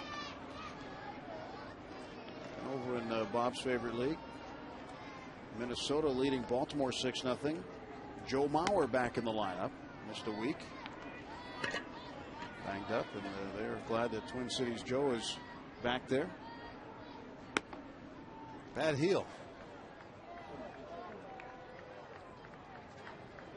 Good thing he's not a horse. Had a problem then. First and second for David Freese. Takes care of that stuff. Furrier, is that what they call it? The guy that comes and does the horseshoes? Is that the right word? I don't know. You lived out west a long time. Nevada, Colorado. Out there, yeah. Is that what you call it? I don't know if anybody in the trailer knows. What's the horseshoer guy named? Blacksmith. No, that's. He might be making the horseshoes, but he doesn't actually nail them onto the hoof. I don't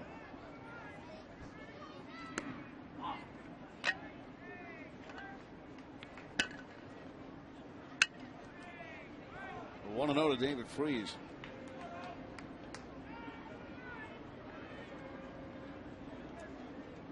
Two on, two out for the Cards. This is game 3 this weekend. Pirates and Cardinals have split the first two. Bass looks back at second base. Joe Mather retreats. Well, you got to watch Mather. You know, normally with 2 outs, you don't care if a guy goes to third. It's not that big of a deal. But if Mather goes to third, Pujols, who's got a huge lead at first, then he'll be in scoring position also. So you have to pay attention to Mather, even though there's 2 outs. If there was nobody at first base, big deal. Let him do what he wants out there, get the outfield on the edge of the grass, play defense. Don't worry about him. But in this case, you have to watch him because you don't want Pujols running over into second base when Mather takes third. Because now base hit scores 2 instead of 1. Changes the situation a little. Low ball 2.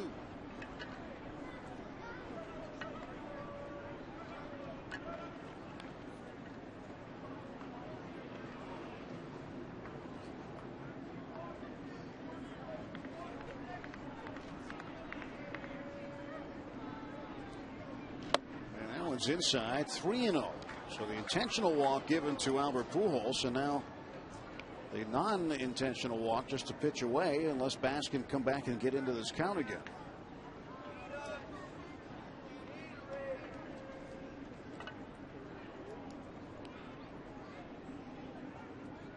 Here comes the 3-0, and that missed ball 4, and now the bases are full of Cardinals for Yadier Molina.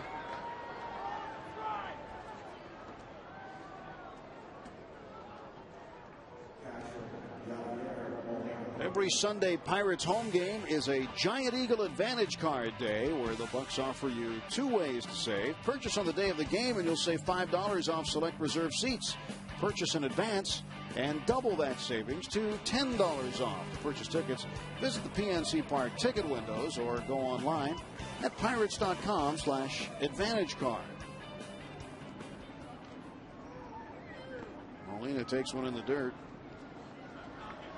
And now Brian Bass just having issues finding the strike zone.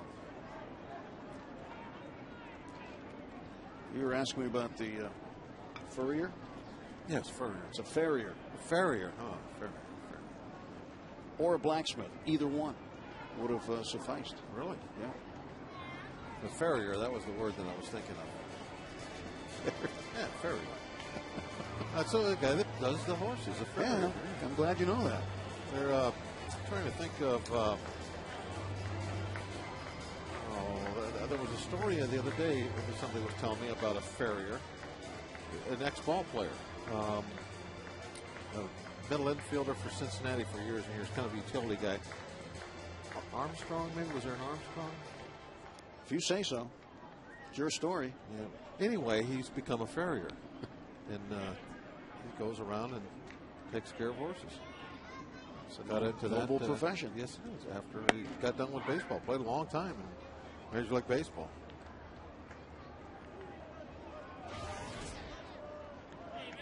Pirates hoping that Yadier Molina can throw a shoe here. The base is full and 2 outs. Maybe Tony Noto told me that in LA. Got a strike.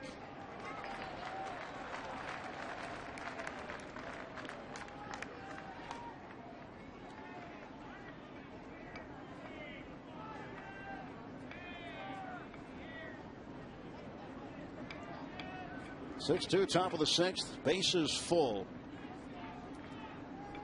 Birds occupying first, second, and third. And the 2-1 coming from Bass to Molina. 3-1. Looks like there's some scrambling in the bullpen now. DJ Carrasco is up, and he will stretch and start to throw. Ryan Bass getting set to throw his 45th pitch of the ball game.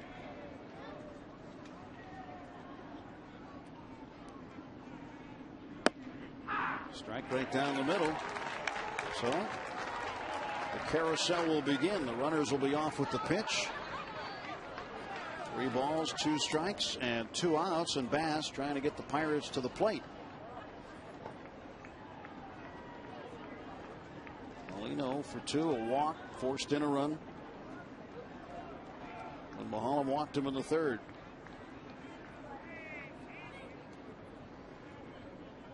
Here comes the payoff pitch. Base hit. Mather comes in. Pujols comes in. And it is now 8-2 St. Louis. Well, Molina drives in 2 more. He's got 3 today. 22 on the season. Well, we're able to kind of get back into the game with a 2-run 4th. We've given those 2 back. Sharply hit, but with the runners off on a 3-2 pitch, no chance for a play at the plate. Well, Village has thrown out a couple of guys at the plate of late. Got one yesterday.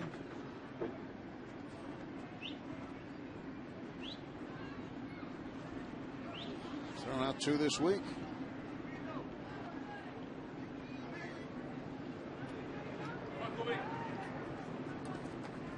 Mather coming in to score. Getting a start today in center field.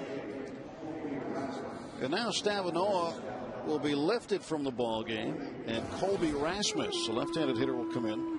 Right-hander on the mound. They have a lead. They want to go to some better defense. Makes total sense, this move. Mark McGuire, hitting coach.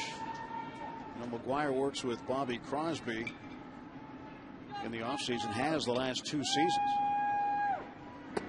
Bobby told me a couple days ago he loves working with McGuire. Says his approach to hitting is very simple.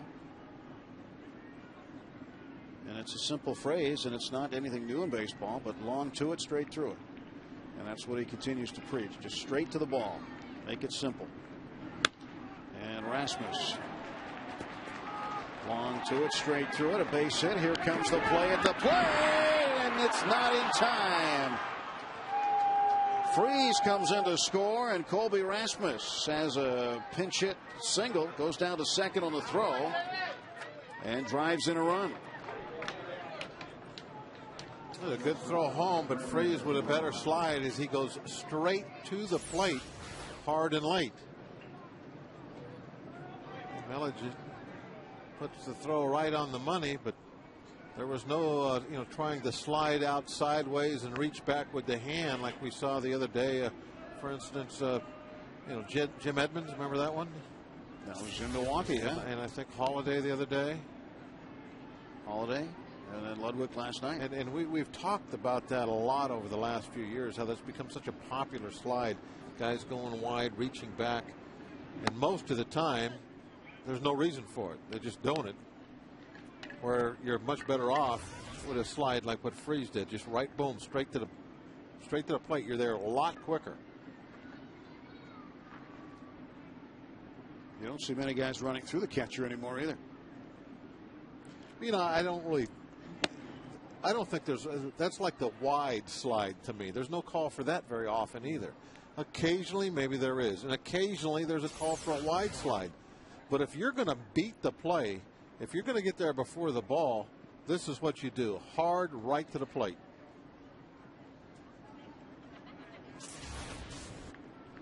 It didn't look like he got the front foot down. Looked like he slid over the plate. That's another reason to go hard right to the plate. It doesn't matter. The umpire's going to call you safe. He sees the front foot go over the plate. He's not down with his head in the dirt, looking to see if there's a gap there. He's looking straight down at the plate. So he sees your foot.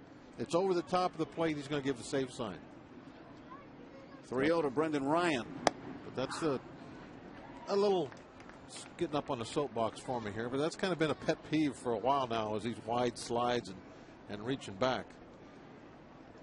You've never been known to get on a soapbox. Very popular in baseball, but I don't understand it. We've seen one collision. That was in San Francisco. Pablo Sandoval ran into Ryan Doumit. Base hit right field. This will be another run as Molina comes in to score. It's now 10-2. The only reason to do that is if the catcher is standing right in front of the plate, well out in front of the plate. The ball's coming in. There's nowhere for you to go. You can't let him just block you off. So you're either going to have to go wide or you're going to have to go through him. But that really does not happen very often, where you really need to make that kind of decision. Well, Carrasco appears to be ready in the pen. Looks like it's going to be a mop-up roll. They are up by 8. Bass will deliver the first pitch outside to the pitcher, Adam Wainwright. Wainwright has not lost a decision at PNC Park. 4-0 here. 2-0 is the count. He's unbeaten in 9 major league ballparks. Wrong with Bass. What happened there? I don't know. He went for a little walk. I think Doumit walked halfway out to check to see if he was okay. Watch this. Watch Bass. Oh, he just slipped was what it was. Thought maybe he'd hurt himself for a moment.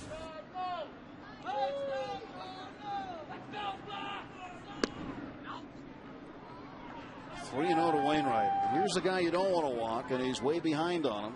Brian Bass struggling right now to find a strike.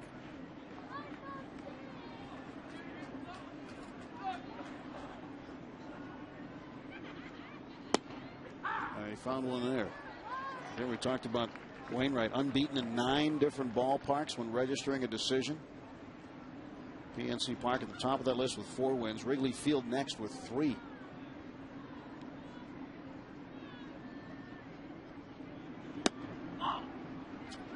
Wow. That one didn't miss by very much. No, I thought it had the plate, I think. And John Russell has seen enough of Brian Bass this afternoon. He's getting DJ Carrasco as the bases are full of Cardinals again. I mean, it's 10-2 and the pitcher's hitting. That's low. Guy is 6'7". That was definitely low. Yeah. The Cardinals have hit around.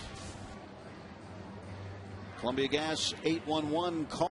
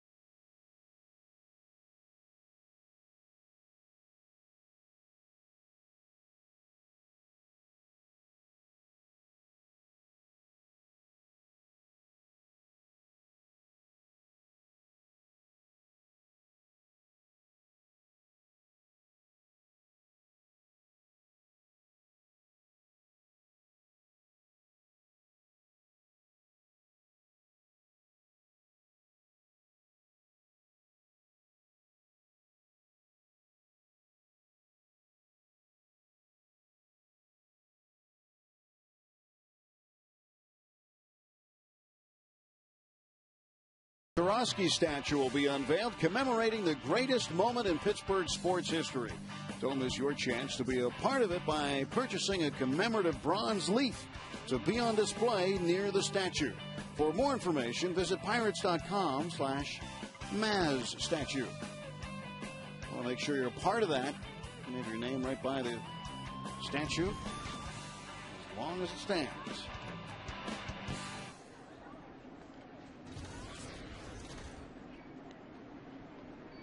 DJ Carrasco trying to retire Tyler Green. 2 outs and the bases loaded.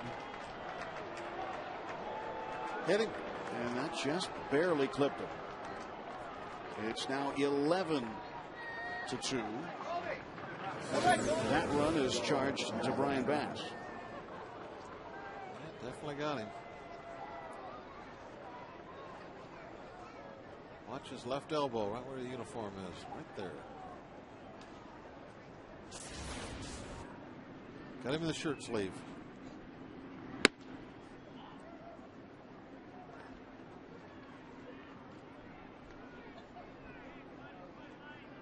Rasmus came in to score on the play. Ryan's at third, Wainwright's at second, now Green at first, and Mather to center field. And just a couple of pitches for DJ Carrasco, but another run comes in. Tough inning for the Pirates in the sixth. Cardinals lead it 11-2.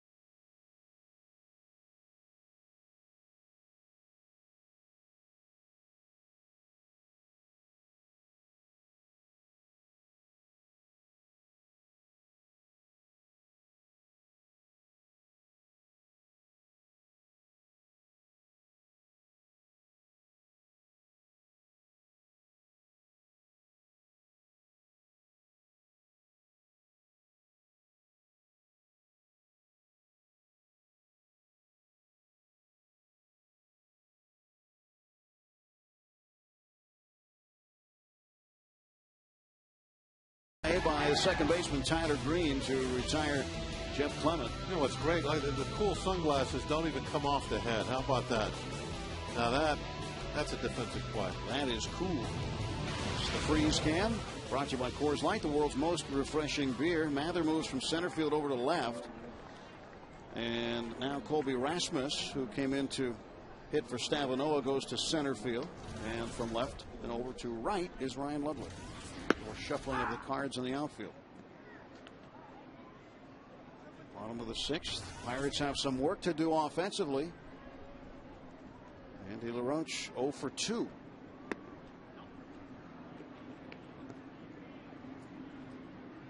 Pirates batted around in the sixth inning. I mean, the Cardinals did. And LaRoche shoots it to right. First one in a while we haven't seen him pull to left. Yep. Going the other way with one for a hit. Took a strike 3 pitch away earlier in the game. It was elevated. Looked like a ball he could have slapped to right field. Maybe thinking about that a little bit. This time he goes that direction. Oh, the Parrot's mother might be more popular than the Parrot today. Well, that's Mother's Day. Should be more popular. Yep, that's up. I wonder if Paulie got a cracker for Mother's Day. No, probably a hot dog. It looked like he had the hot dog gun there.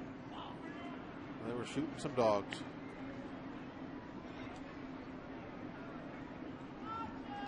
Ready to launch some hot dogs. You don't want one of those from short range.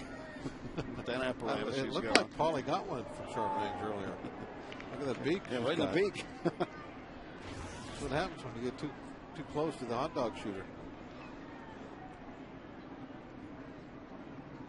Steve Blassie is an expert at catching the hot dogs out of the don't know about that. He's expert at eating the hot dogs. Well, that's why he's so good at catching, because he wants to eat them. He hasn't had any this year. He hasn't been able to make the catch yet this year, but last year he caught 2. Got his Anna Marie Island hat on. A little warmer in Anna Marie Island today down in Bradenton. 3-0 now. It's 3-1 to McCutchen. McCutchen 1 for 2. Had the double and a run scored in the 4th. Bradenton Marauders doing very well. First year playing in the Florida State League at McKechnie Field. McCutchen up in the air to right field. That'll curl out of play.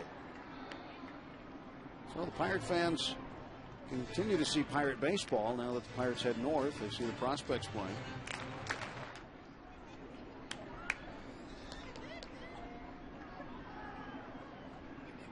Nice for those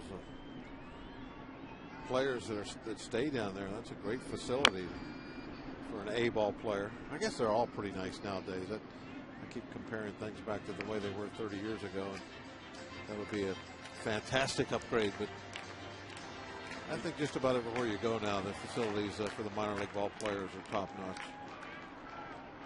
So chilly out there. And dressed like a real Pirate.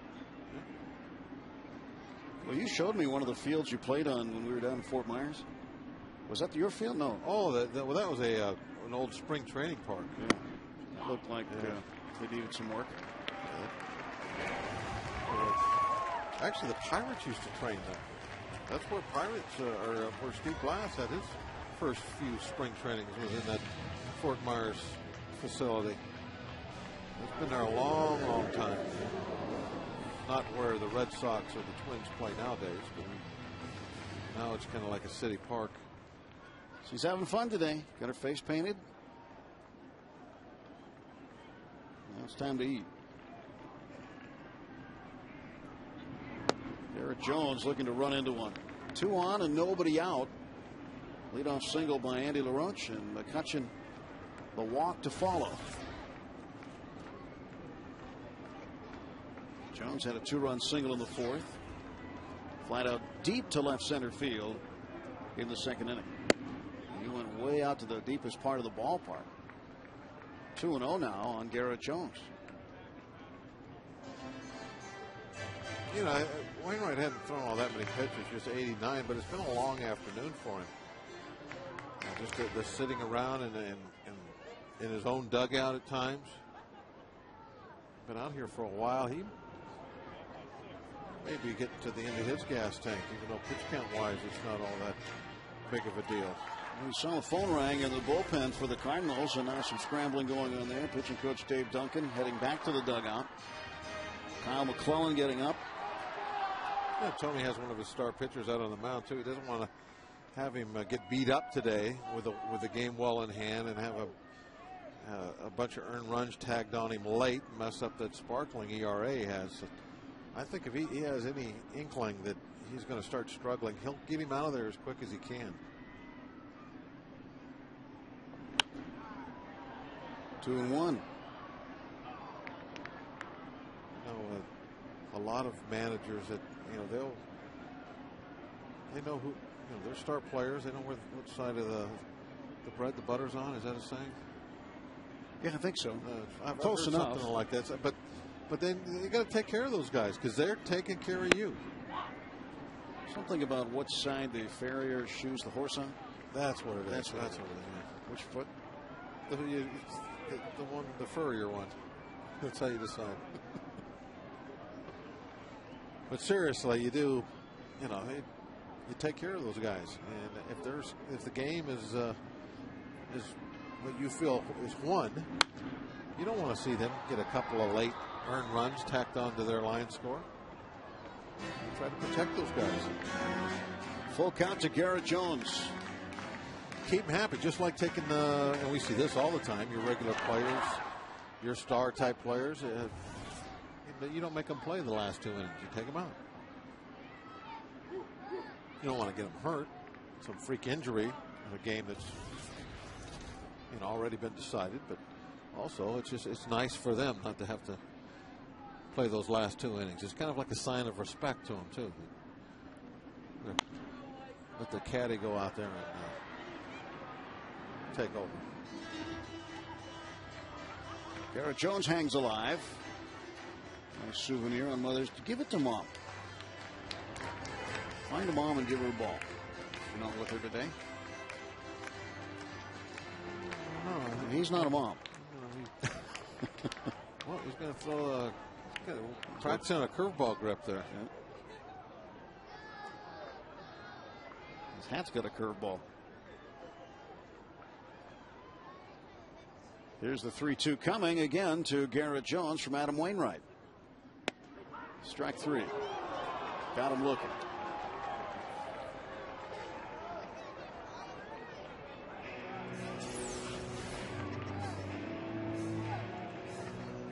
Kind of a borderline pitch away. You know, that's not really a bad strikeout, when you think about the situation of the game. You know, even a 3-run home run is not going to make a whole lot of difference right now, and you're not going to hit a fastball down and away on the black out of the ballpark very often. You're better off trying to take it, hope for the best. You get a ball 4 call there. You know, now the bases are loaded, and that's the way you fight back from a big deficit. Dermott has the ball caught by Ryan Ludwig. Ball wouldn't fall in for him, and now 2 away. Now a chance for Lastings Millage to drive in a run or 2. It's now 1 for 3. And Millage 1 for 2. Hit into a double play that ended the 2nd inning, and then a base hit in the 4th.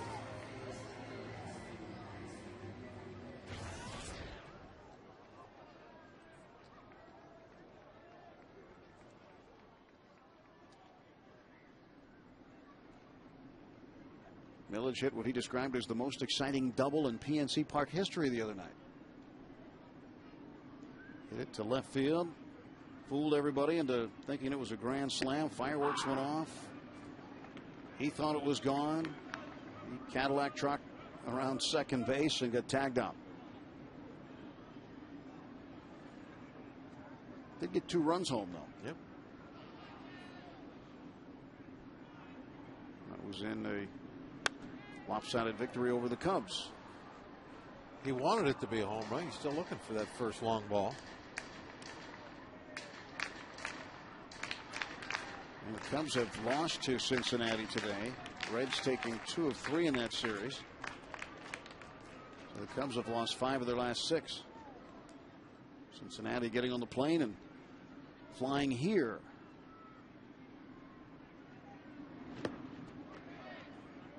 Ball and 2 strikes to Millage.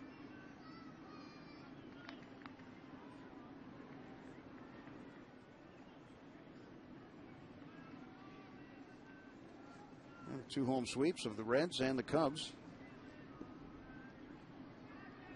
Tomorrow, Ross Ollendorf will pitch for the Pirates against Bronson Arroyo. Strike 3. And Adam Wainwright strikes out 2 in the inning. On to the 7th. 11-2 Cardinals.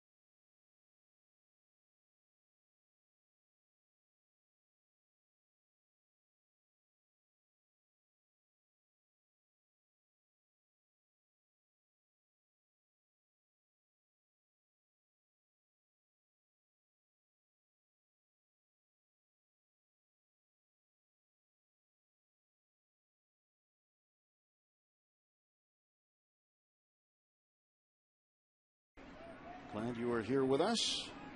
And again, a very happy Mother's Day to all the mothers watching today. With Bob Walk, Tim Neverett, Cardinals have been comfortably in front. A 4 spot in the 3rd, put up 2 in the 4th, and then 5 in the 6th. DJ Carrasco will start with Ryan Ludwig. Ludwig 2 for 4. It wasn't that way originally in the 4th inning. His fly ball to left was scored a sacrifice fly and an error, but they've changed it to a triple. Skies this one to shallow right. Waiting is Jones. 1 out. I forgot to ask you when I got up in between innings if you wanted anything to drink. I went and got coffee. Did you want anything? I'll go get you. No. You all right? No, I got a farrier coming in. He's going to take care of it. I like to take care of my promo readers. Since when?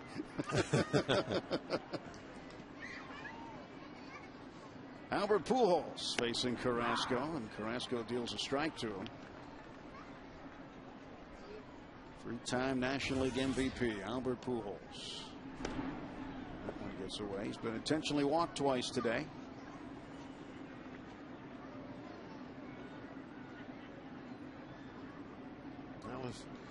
His teammates have done all the damage.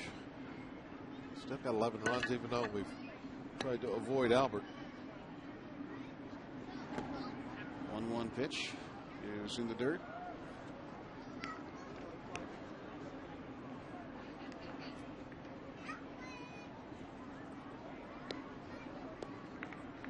From Mike. 2-1. Pujols waits. Shift is on for him. That one gets away. 3-1. You know, the most amazing thing about Pujols, even though he has struck out a couple of times these last 3 days, as hard as he can hit a ball, you know, the extra base power, the home run power, and still he doesn't strike out like big, huge power hitters usually do. He avoids that somehow, but still can hit the ball as far as anybody at any time. 3rd walk today for Pujols. This one not intentional. I think that's the thing that really stands out for me with Albert Pujols is that, you know, it's not just the threat of the home run that he brings to the plate. It's just he's just a real good hitter. Plays a good first base too. Good on the defensive side. David Freese, the cleanup hitter, the rookie. He has walked twice and scored. He's driven in a run with a ground ball out and struck out.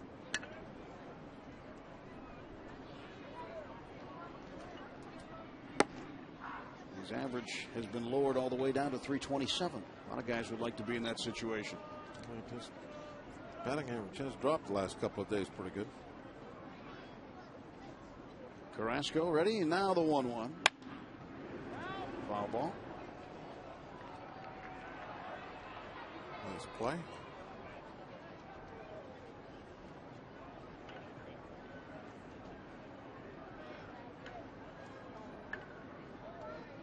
Cardinals at 19-12.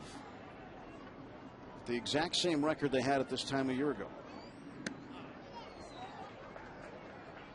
After 31 games, today's their 32nd game. If they would win, it would be the exact same record after 32 games they had a year ago. Well, they got a pretty good down payment here on a win. 11 runs on 10 hits. Millage drifting again, and he makes the catch. And Freese is gone. 2 down in the Cardinals' 7th. Early returns. Nobody really looks like they're going to do a whole lot of chasing after the Cardinals. To this point, it's very early, just Mother's Day, but they've had no challengers for their lead. Cincinnati, did you say they won this afternoon? They did win. So they're a game over 500. They're in 2nd place. Cincinnati at 16-15. The Cubs dropped to 14-18, 4 games under 500. Milwaukee plays later tonight or today, and if Arizona beats Milwaukee, And they would remain in a tie with the Pirates. Houston is running away more with last place than the Cardinals are with first place. They're just 9 wins so far. Houston 9-21 and trailing San Diego in the 8th inning today, 3-2. Well, that is turning into a disaster in Houston. And I feel bad for Brad Mills, longtime baseball guy, longtime bench coach in Boston. He had been with the Dodgers organization as a minor league skipper for a while and getting his first managerial taste, and it happens to be with a team that's just not generating any offense. And it shouldn't be like that in that ballpark with guys like Pence and Berkman, Carlos Lee. I mean, offense shouldn't be a problem there. Cedeno gloves and throws. Molina is out. It is stretch time here. And as we get ready to honor America.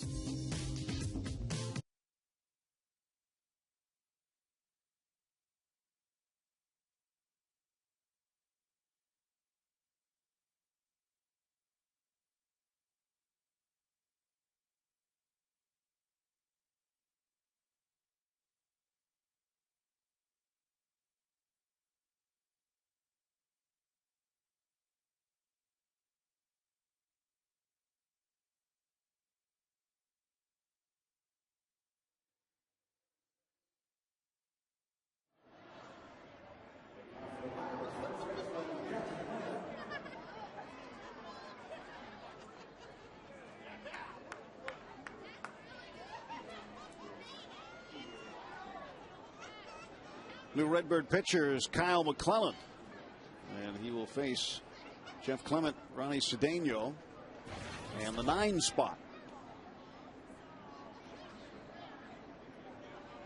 See his numbers on the air. Everything looking pretty good. 2.70 ERA. Opponent batting average very low. 13 strikeouts and 13 innings. A lot of good stuff there, McClellan. Good stuff. Clement. First ball swinging. Grounds to Brendan Ryan, who throws him out. 1 pitch and 1 away. Well, today's PNC achievement. Ross Ollendorf's left September 5th.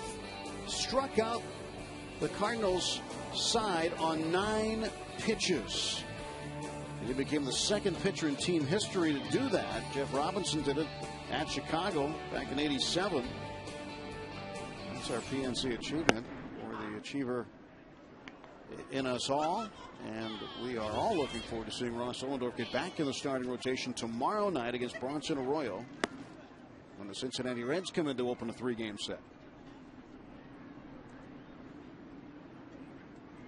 There was a little bit more to that Jeff Robinson story, too. See the second out of the inning. Better hurry up with it here. Yeah, you better hurry. Yeah, I'm sure it wasn't the same game, but I'm pretty sure it was that same series in Chicago. It was a tie ball game, I think extra innings, and they had brought in Lee Smith to pitch the bottom of the inning, even though they didn't have the lead. It wasn't a save situation. But you still, your home team, you bring in your closer. And Jim Leland let Jeff Robinson hit. I believe there's just 2 outs in the inning, so we're probably not going to do anything there, and he wanted him to go out and pitch again. So Jeff Robinson goes up to hit against Lee Smith and hits a ball out of the ballpark. I mean, it's like his only at bat all year. Hits it out of the ballpark to put us ahead, and now Leland takes him out of the game and puts Cott out to end up closing it up. But that was quite a series that he had there, where he had that inning where 3 strikeouts, 9 pitches, and then a game-winning home run off Lee Smith. Amazing. I mean, that's a pretty good series for a reliever. Good stuff. Speaking of relievers, Jack Tashner, the lefty, ready to go in the bullpen for the 8th. And that one, Molina tried to tackle that baseball, and it got by him for an 8-yard gain. With 2 strikes, even though there's nobody on base, you still have to try and stop everything. So you don't know when that hitter might swing at it, and it's strike 3. Well, you don't want strike 3 to be back by the backstop. 2-2 to Pierce. He struck out. Pierce looking to see if that ball was in the glove of Molina, and it is. And he is surprised at the strikeout. On to the 8th we go.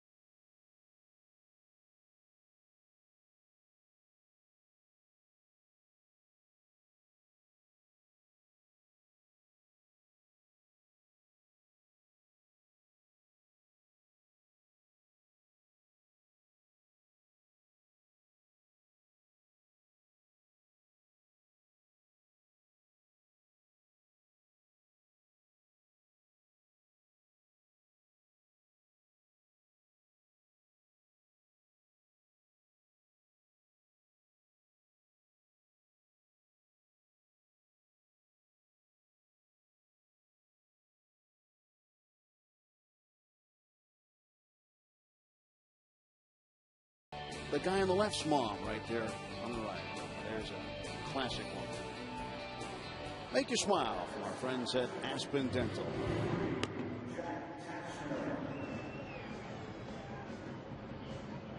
double play.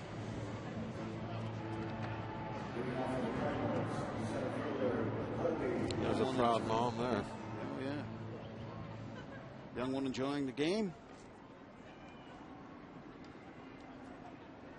All around this afternoon. Good day at the yard. A Kids Day Sunday. There'll be a bunch of them running the bases. Their moms waiting at home plate for them. Kids and moms got. Do the moms get to go today. out on the bases also today, or no? Just the No, just the kids. Just the kids, huh? But the moms got the giveaway today, which was the Zach Duke jersey strap bag. And Zach Duke and his wife Kristen later tonight hosting a charity event for Pirates Charities, bowling with the Bucks. Bob will have a bowling shirt on later. Some funny shoes. You'll be rolling it down the lane. Yeah. I'm looking forward to some very high scores.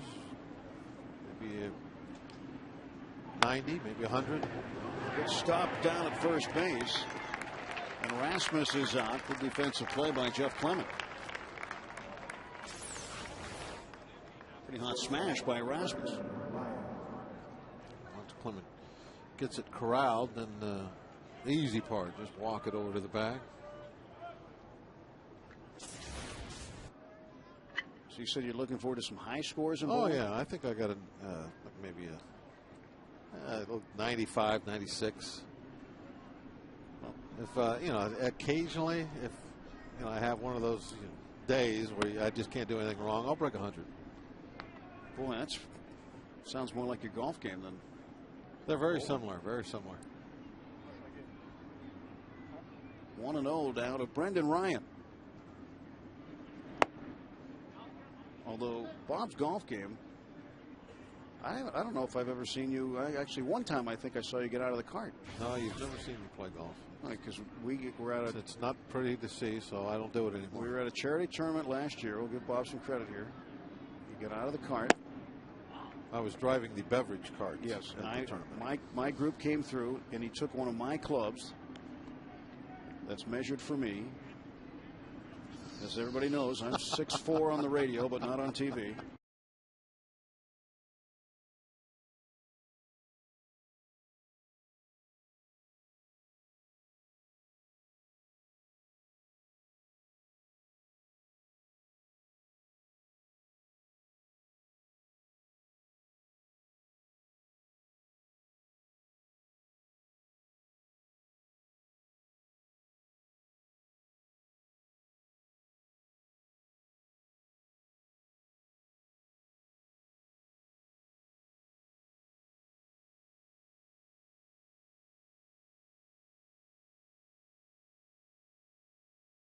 Unused.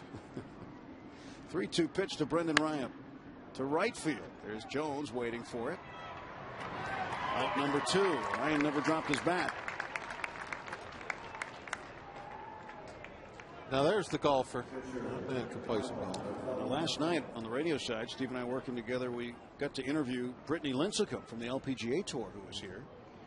And Steve could not wait. And she was impressed to meet somebody who had 2 holes in 1 in the same round. And in case you haven't heard, Steve said 2 holes in 1 in the same round. Yeah, we know that. Just in case you hadn't heard. But Brittany Lincecum will be here in July with the U.S. Open. She drives an average 278 yards off the tee. And Steve was most impressed with that. Steve can hit them a long ways, too, for a gentleman that's up there in length of tooth. You're saying he's long in the tooth? Yes. He can power the ball with the young guys, believe me. Kyle McClellan up there hitting for himself. He'll go out there with guys like Mulholland. Yeah. And there's not much difference when it comes to how far those drives are. Well, McClellan, who probably wasn't planning on hitting today, is using somebody's pink bat.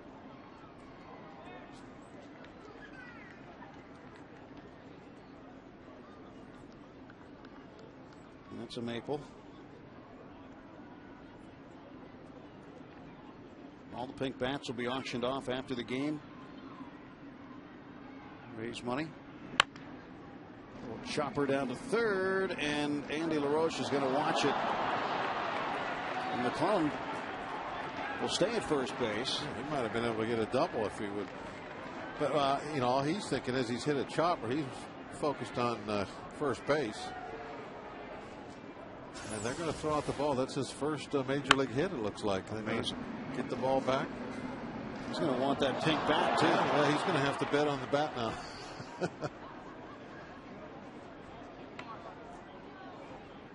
Right over the top of the bag. Andy thought it was going to kick foul, just hit that outside edge of the base. That's a little lesson for him if he does that again in the past, to kind of back up and get behind the base in case it does stay fair. You don't end up chasing it down. If it's a regular hitter that hits a ball like that, especially anybody that can run a little bit, it's probably going to be a double.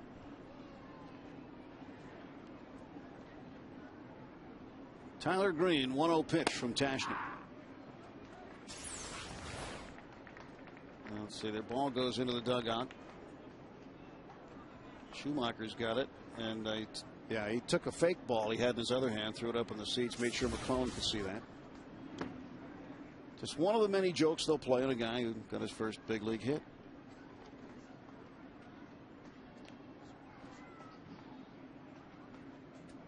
And they'll get a fake ball and mess it all up. They'll write some unkind things on the ball, and then eventually he'll get the real one.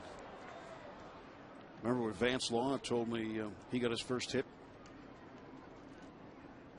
He said the guys wrote the most foul things on the ball.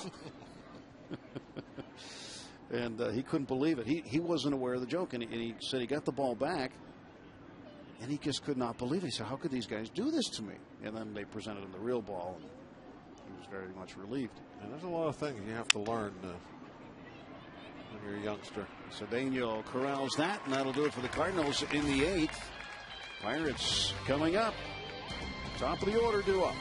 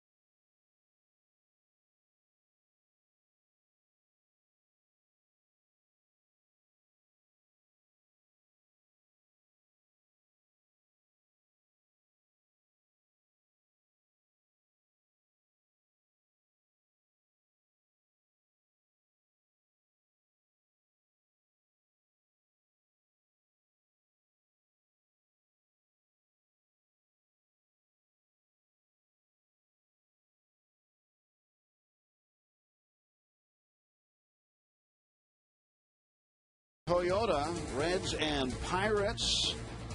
Bronson Arroyo against Ross Ollendorf. Ollendorf will be activated tomorrow before the game. Johnny Cueto and Charlie Morton on Tuesday.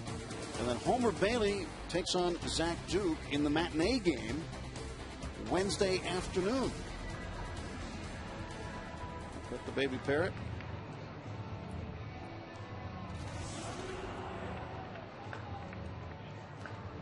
And the new pitchers, Blake Hawksworth.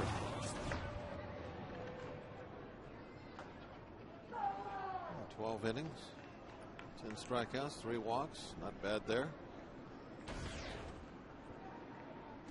Aki Uemura takes outside. Aki 0 for 2 with a walk and a run scored today. And he'd like to get streaky pretty soon. Start hitting the baseball. Get that batting average up and on base percentage more than that. Freeze throws him out, and Aki's 0 for 3.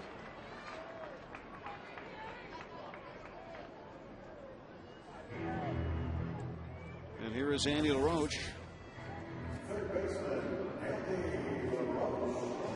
12 this series. Last time he hit one out of the yard was Tuesday against the Cubs in that series opener.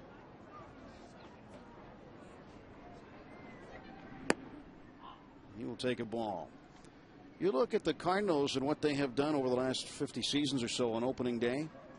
Their record has not been very good. 18-33, including a 1-3 record against the Pirates. Will it drop? No, it won't. Rasmus tracks it down, 2 away.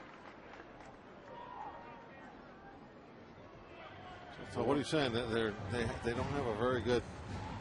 Let's think about that. They don't come ready to play out of Florida, or they don't have a very good #1 starter.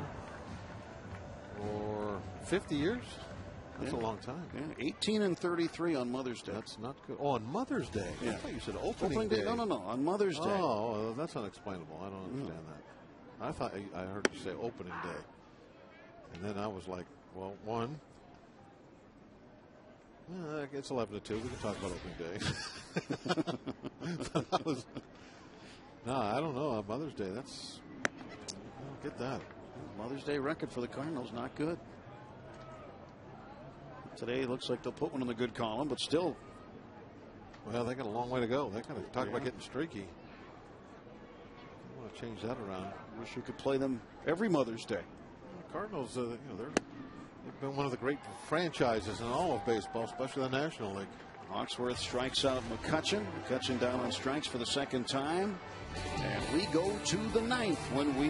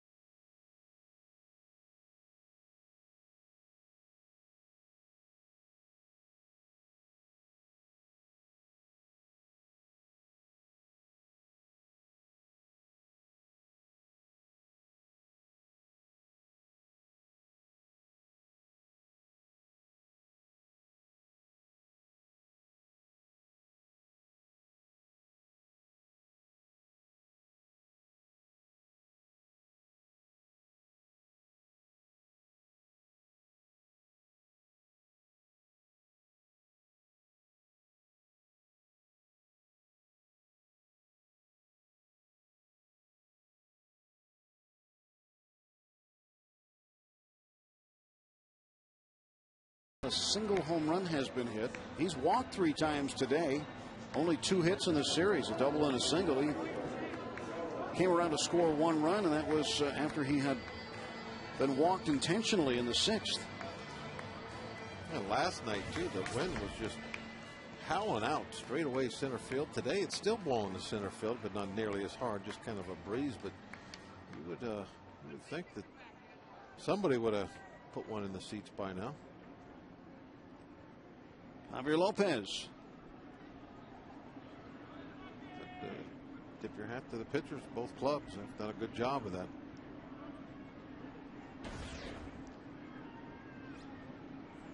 Top of the order due up for the Cardinals, Joe Mather. 2 out of 5 today. He scored twice. And the breaking ball for a strike.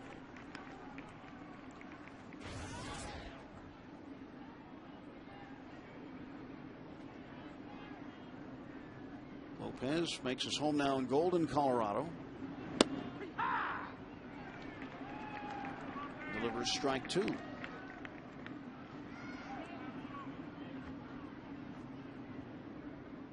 Mather grounded out to short twice today.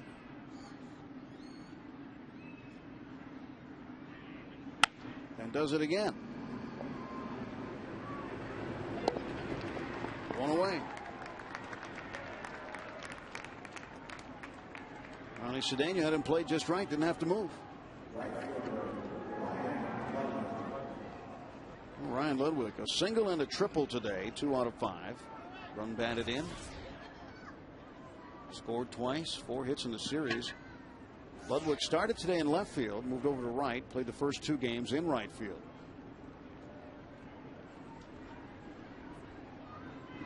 Had an 0 for 14 streak coming into the series Friday night, finally got a single.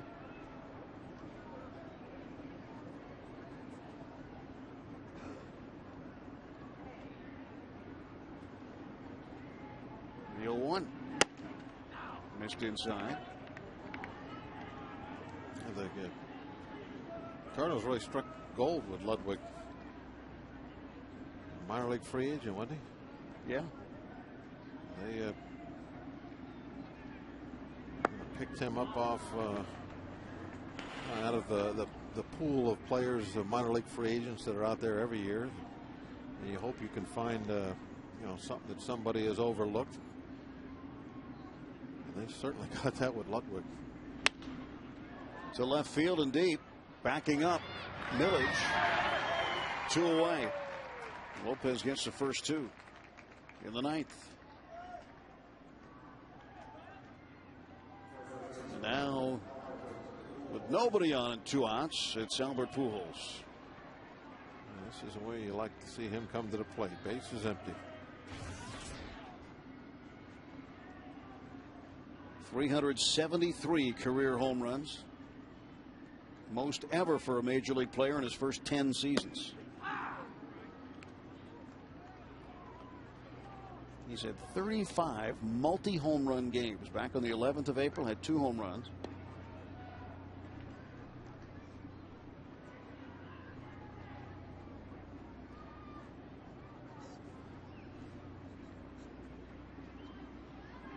One pitch.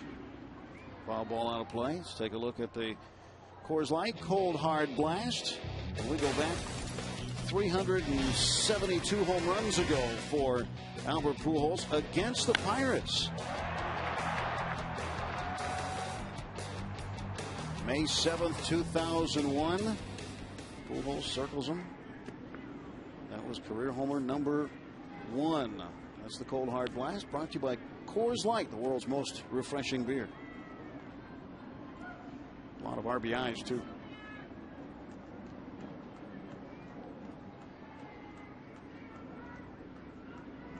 Javier Lopez, the pitch. Down to third. And Roach had the throw, pull Clement off the bag, and it's safe at first for Pujols. He is having a tough series with the glove after just sparkling down there the entire season, the last few days. It's the 3rd time today one is not stuck in the leather. He threw it wide. Still had the out at first base if he could have made an accurate throw.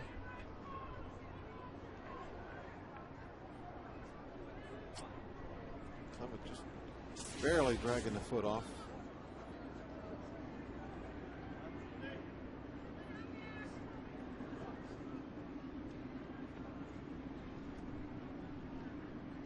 Now John Jay.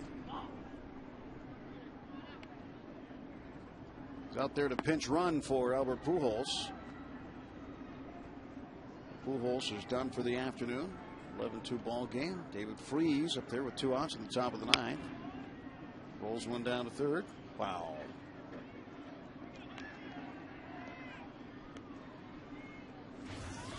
Cardinals heading after the game.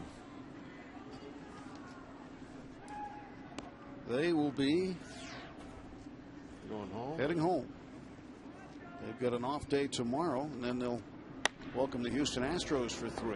Hockey toss on to Cedeno to get the force at second. Last wraps for the Bucks. An 11-2 game. Bottom of the 9th is next.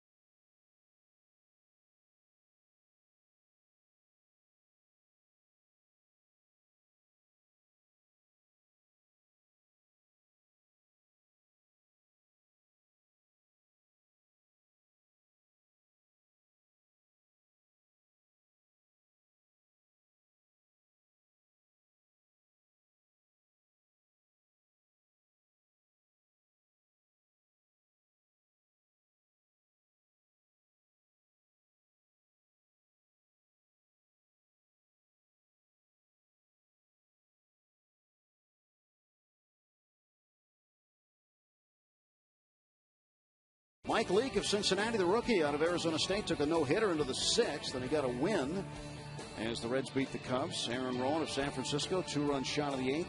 Gives the Giants the lead, leading the Mets 6-5 in the 8th. And Mark Ruzilanek for Cleveland, 3 out of 4, pair of runs batted in and a run scored. Indians knock off the Tigers 7-4. Changes for the Cardinals in right field, John Jay. Yadier Molina playing first base as Jason LaRue comes in to catch.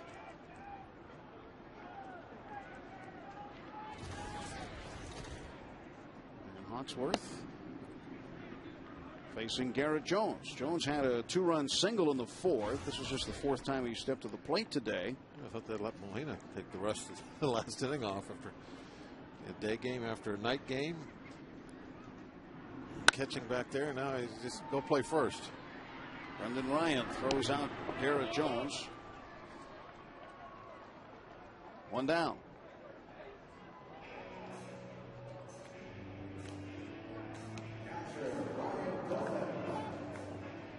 The Pirates catcher Ryan Dolan coming up. Ryan had a base hit in the 2nd, reached in a fielder's choice, and then flied out to right field in the 6th. Dolan hitting .284. And looks at a fastball knee high for a strike.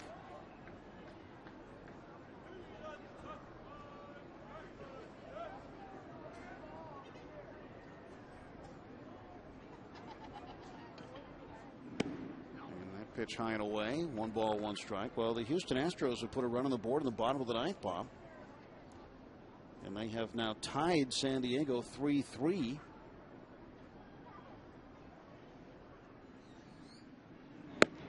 Padres couldn't close out the Astros. We told you that Cincinnati has won today over the Cubs. Philadelphia has beaten the Braves 5-3. San Diego leading that Western Division. And played well at the end of last year and have been able to carry it through the winter. And now they're kind of surprising everybody with that first place club in the West. Team bringing up the rear, the Dodgers. Yeah, now that's, I guess, the bigger surprise there. 3-1 popped up. Will it be playable for Freeze? Looks like he's got room. 2 down. The Pirates down to their final out today.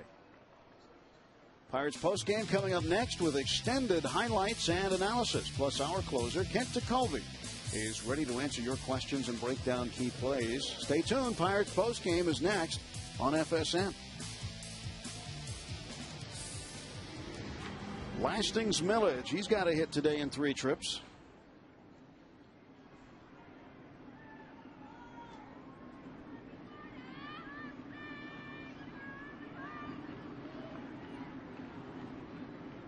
Pitch on the way, and that one is in there for a strike. Adam Wainwright, very good today, the starting pitcher for the Cardinals. 6 innings, struck out 7. Paul Maholm, good through the first 2, struggled in the 3rd. There's a ground ball to short, and Ryan boots it.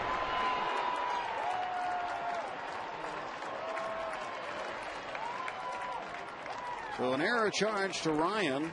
And with 2 outs in the bottom of the 9th, the Pirates have a base runner. Pretty routine here, wasn't it?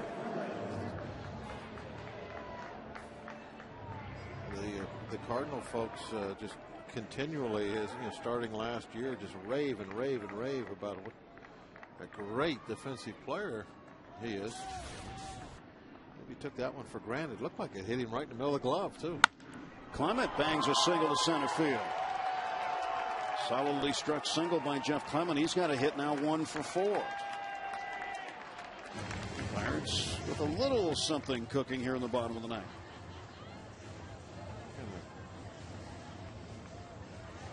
They're boiling water, but we need about a 4-course meal. Well, the Rally Caps. We're running out of time here. 2 outs in the 9th, down by 9. Cedeno without a hit, 0 for 3.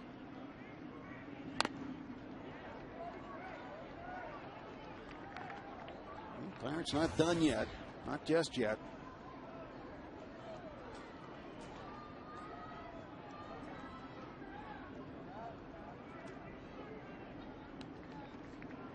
Here's the 0-1. And Cedeno hits it into left field. Millage is going to get waved around.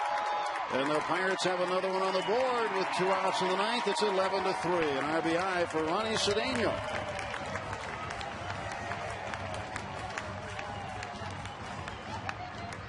Yeah, we got to find something to put in that boiling water we got.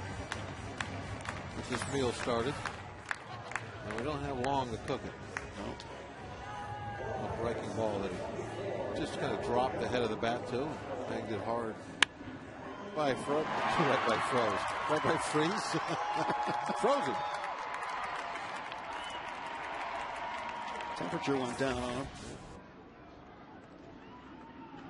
And Delwyn Young, pinch hitting, batting left-handed. Delwyn with a .233 average, no home runs, and 4 runs batted in. Had 6 home runs in spring training.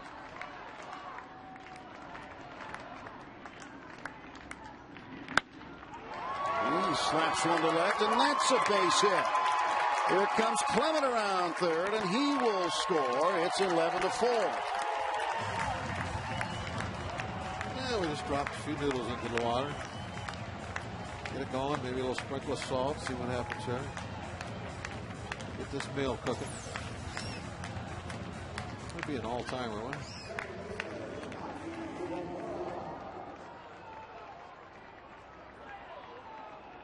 Just a little off the end of the bat parachute drop, perfectly placed. Aki Umor looking for his first hit today.